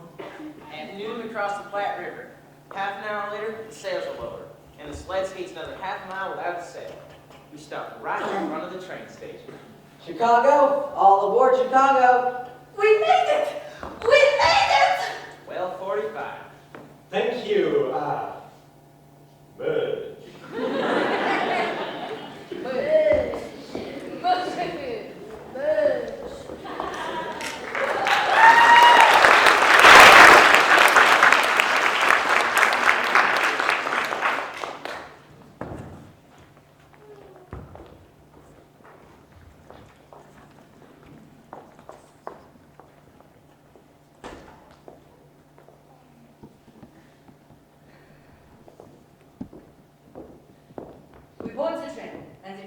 rapidly across Iowa, crosses the Mississippi, and heads into Illinois.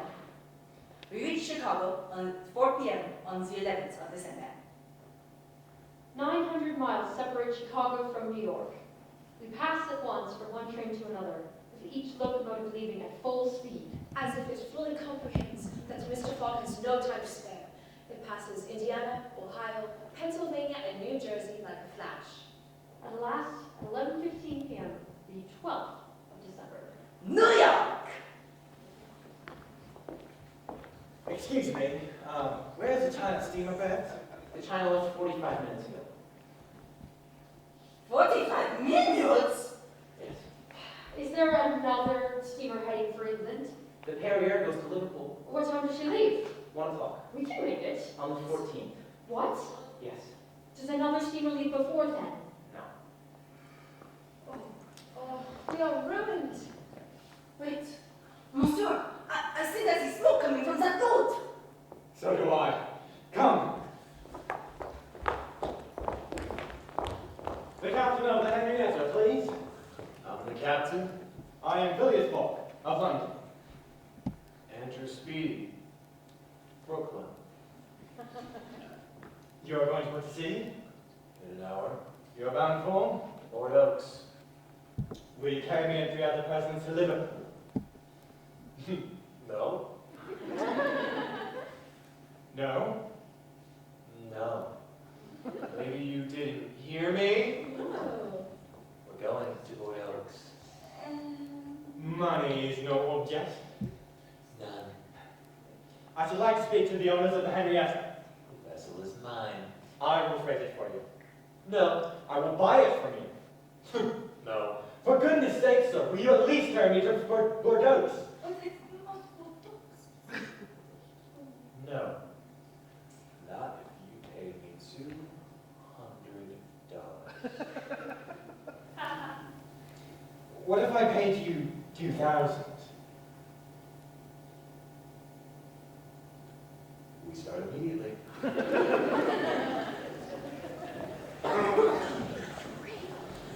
An hour later, the Henrietta turns the point of Sandy Hook and puts to sea.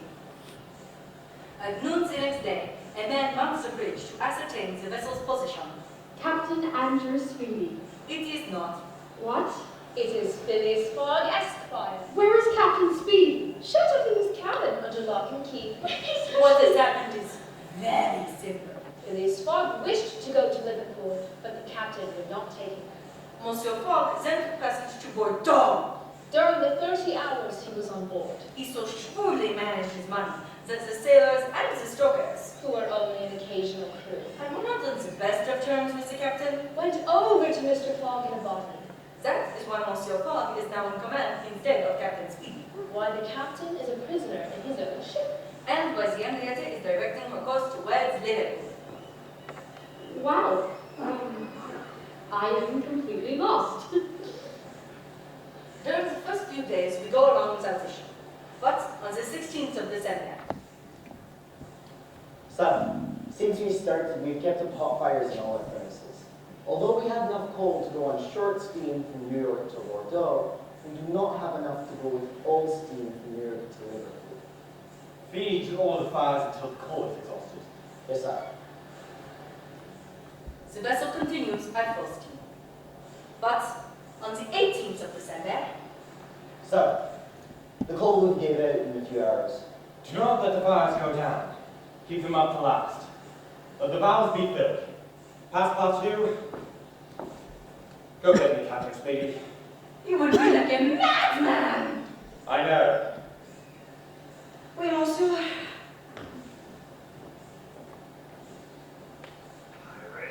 Paper road, fiddling, perilous, wanderer!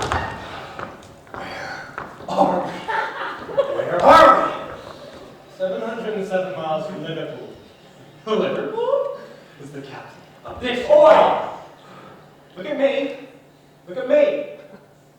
I am the captain now. And I've sent for you, sir, to ask you to sell me your vessel. No, never. But I must burn her. Burn the Henrietta? Yes. Well, at least, yeah. The cold has given out.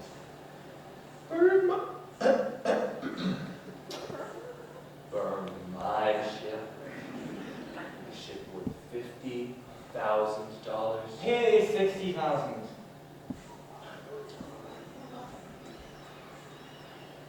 $60,000. She's yours. But I keep the iron-hulled engine. Agreed. Mr. Fogg, really 60,000? It is merely 10,000 pounds. But still 10,000. Do not let this astonish you, sir.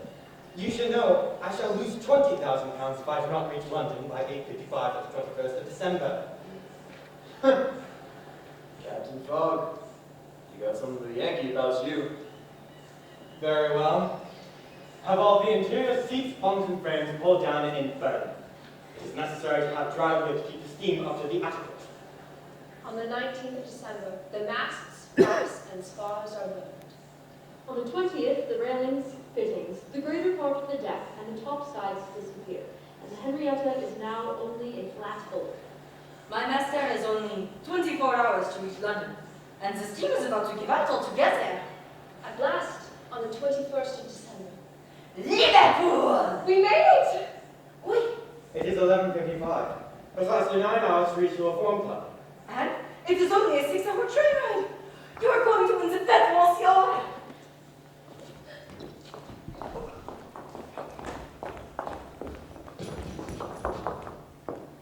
You are really furious, Fogg. Diane? I arrest you in the Queen's name. I am going to kill you! Wait! Passepartout, it is a legal warrant. But monsieur is so gross! This is ruining him. I'm sorry. It is my duty. Couldn't you wait until we got to London? Monsieur Detective Fix! Detective Fix! My name is Detective Fix, not Detective Fix, Detective Fix. Come on. Where are you taking him? To the customs house. He'll be transferred to London tomorrow. Tomorrow? But then it will be too late. Oh no. Oh, it is all my fault! It is not all your fault. Come, we must get to the custom house as well. Okay.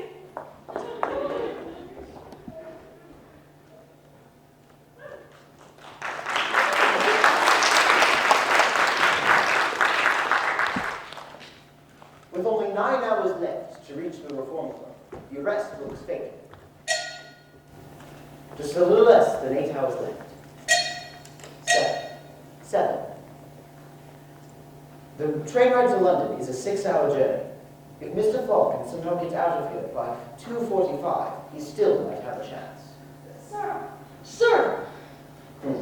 2:48. Forgive me. Most unfortunate resemblance. The real robber was arrested 3 days ago. You are free.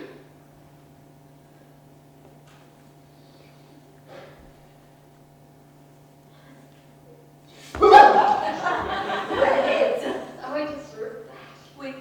We haven't a moment to lose. Oh, take a chair. We reached the train station in 7 minutes. Excuse me? Where's the China steamer berth? That was a boat. We are at the train station. Oops. Is there an express train leaving for London? The last one left 35 minutes ago. I'd like to order a special train to leave immediately. Yes, sir, we have several rapid locomotives available. However, due to railway arrangements, another one won't be available until 3:15. Tell the engineer I'll pay him a handsome reward if we make it on time. In 5.5 hours. Yes, sir. The train leaves at 3:50. Monsieur Fogg needs to make it to London by 8:45 in order to be at the Reform Club by 8:55. But, as we step from the train in London, 9 o'clock. I've lost the wager. Passepartout will need some food, and Aouda will need a room set aside throughout the house.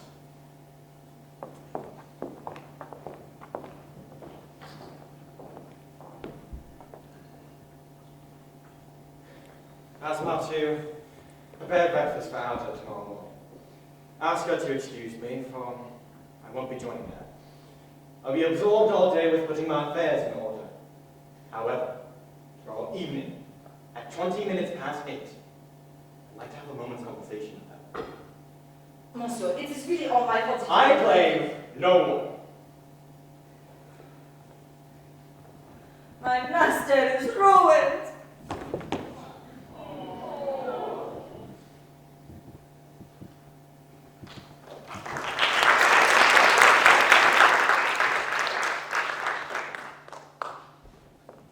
Madame, my master is not inside. He wishes to stay in his room all day. But why?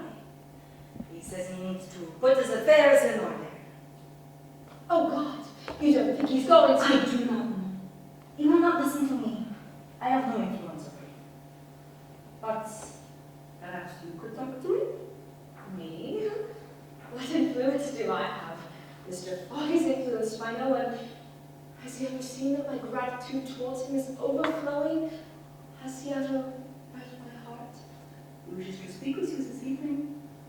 He does? We shall see.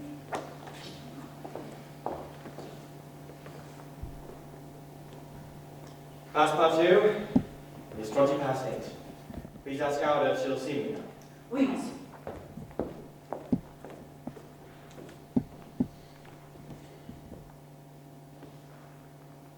Mr. Fogg? Aouda, please, have a seat.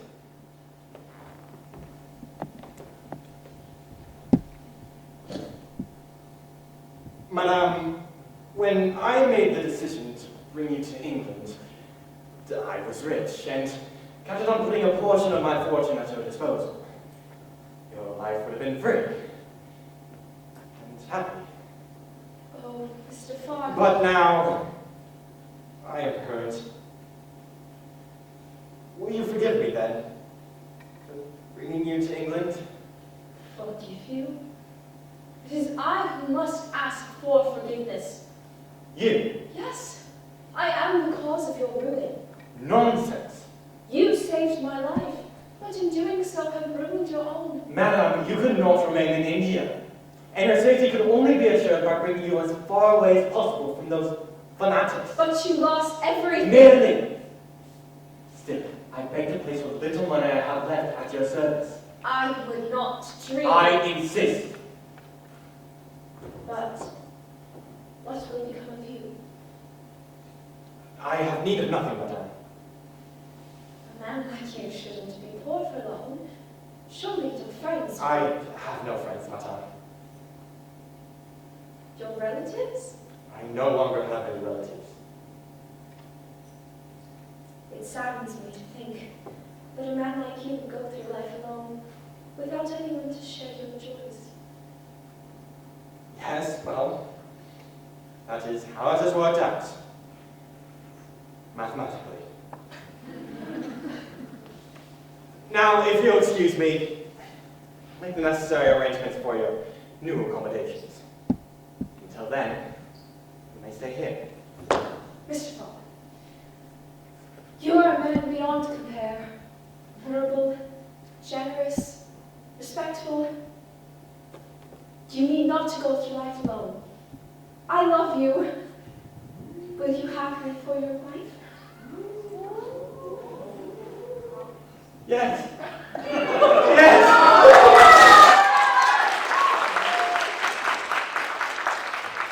love you. And I'm entirely yours. Oh, Mr. Fogg. Passepartout.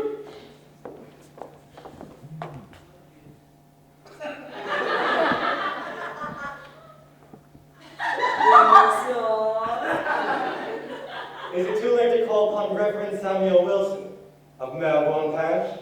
Never too late, monsieur. Tell him we wish to see him tomorrow. Tomorrow.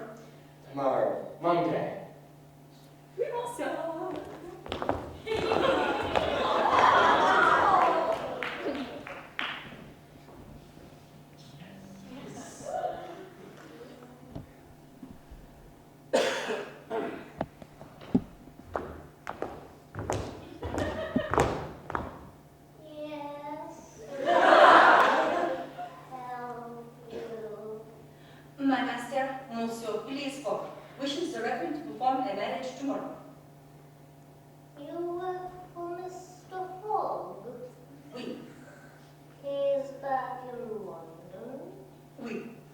we arrived yesterday.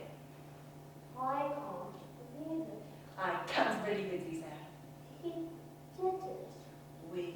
He did it. Actually, I think that she did it, but that doesn't matter. The Reverend will be so happy. I'm very happy as well. You know, the Reverend was the only one to bet for Mr. Fogg. But don't tell anyone the Reverend was betting. It'd look bad. I had to place his bet in wine. People were betting on Monsieur Fogg's wedding? No, on whether he'd make it around the world in 80 days or not. It's all under his talked about the past few months. And the Reverend will be happy that he lost money? No. He bet for Mr. Fogg, not against. Yes, but Monsieur Fogg lost the wager. But you said you arrived yesterday. Oui?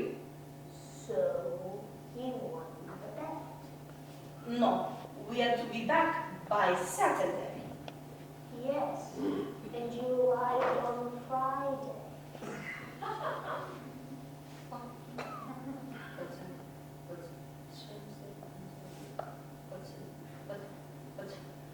What day is today? Saturday, December 21st. Excusez-moi! I'll see you Monday.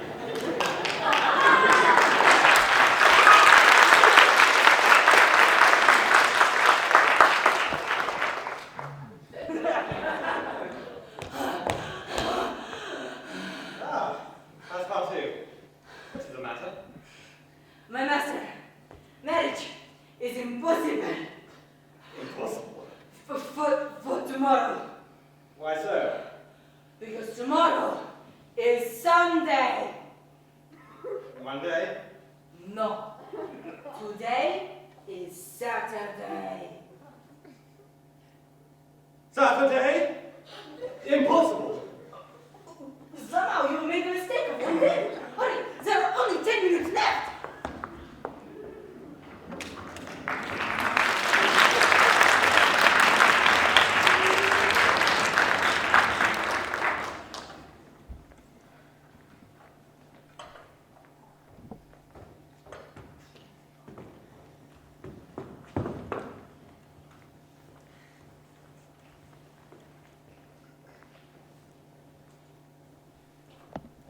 Meanwhile, as for reform, He is a lost dog. He's 100 times lost.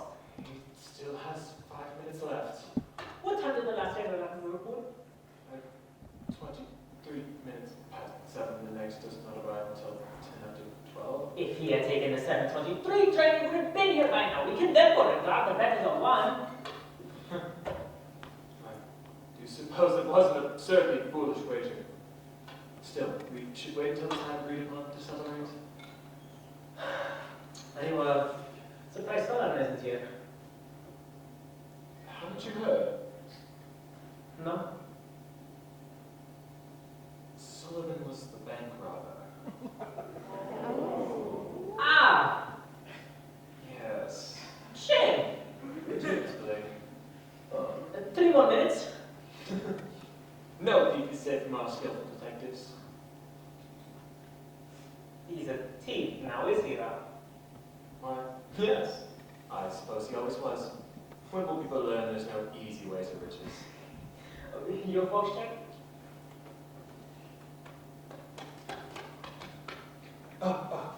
Yes.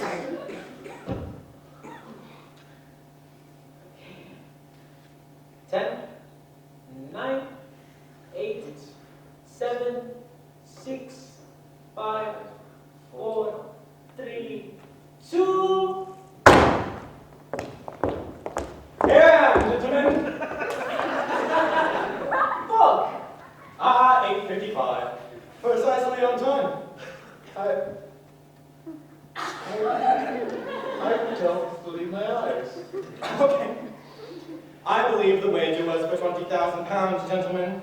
Yes. There's no need to pay me now. Monday morning will be fine. Thank you, Father. You're a gentleman. Come up, we must go. That's all right. Yes, yes. You did it! You did it! Yes, thanks to you. Oh, I am not the one to say. If Madame had not proposed marriage to you, I never would have come to see the reverend. Well, then it is you I have to thank. There's no need to thank me, There are many reasons to thank you, Aouda. my dear Mr. Fogg. My dear Harriet. My dear Aouda. But I'm confused. How is it that we gained a day? I have to admit, even I am at a loss as to how that happened. It's quite simple, really. Detective Fix. Just fix. But, Only for a little while. Sorry. Entirely my fault. Anyways, to answer your question, you were traveling around the world, you know, as you were, and by traveling eastwards, you were going towards the sun. And your days therefore were 4 minutes shorter for each degree of longitude crossed. Now, there are 360 degrees on the circumference of the Earth. 360 multiplied by 4 minutes is 1,400. In other words, you gained today when you crossed the international date line. Ah. Thank you, Sir Francis. My pleasure. But I must ask you, Mr. Fogg, what was the purpose of this wager? Money? Oh, no, certainly not for the money. Although I won £20,000, I spent nearly 19,000. 19,000! And with the 1,000 that I've made, I'm going to give half of it to you, Mr. Fix. Detective. Just to show that there are no hard feelings. Thank you so much, sir. And the other half I'm going to give to you, Passepartout.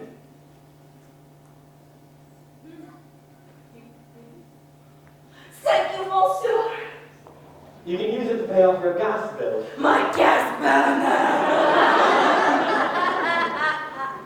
Monsieur, it is still burning. I must owe a fortune. Passepartout. There's no need to worry. I turned it off before you left. What? It has been off the entire time. Thank you, monsieur. So you gained nothing for all of your troubles. Nothing, you say? Nothing but a charming young woman who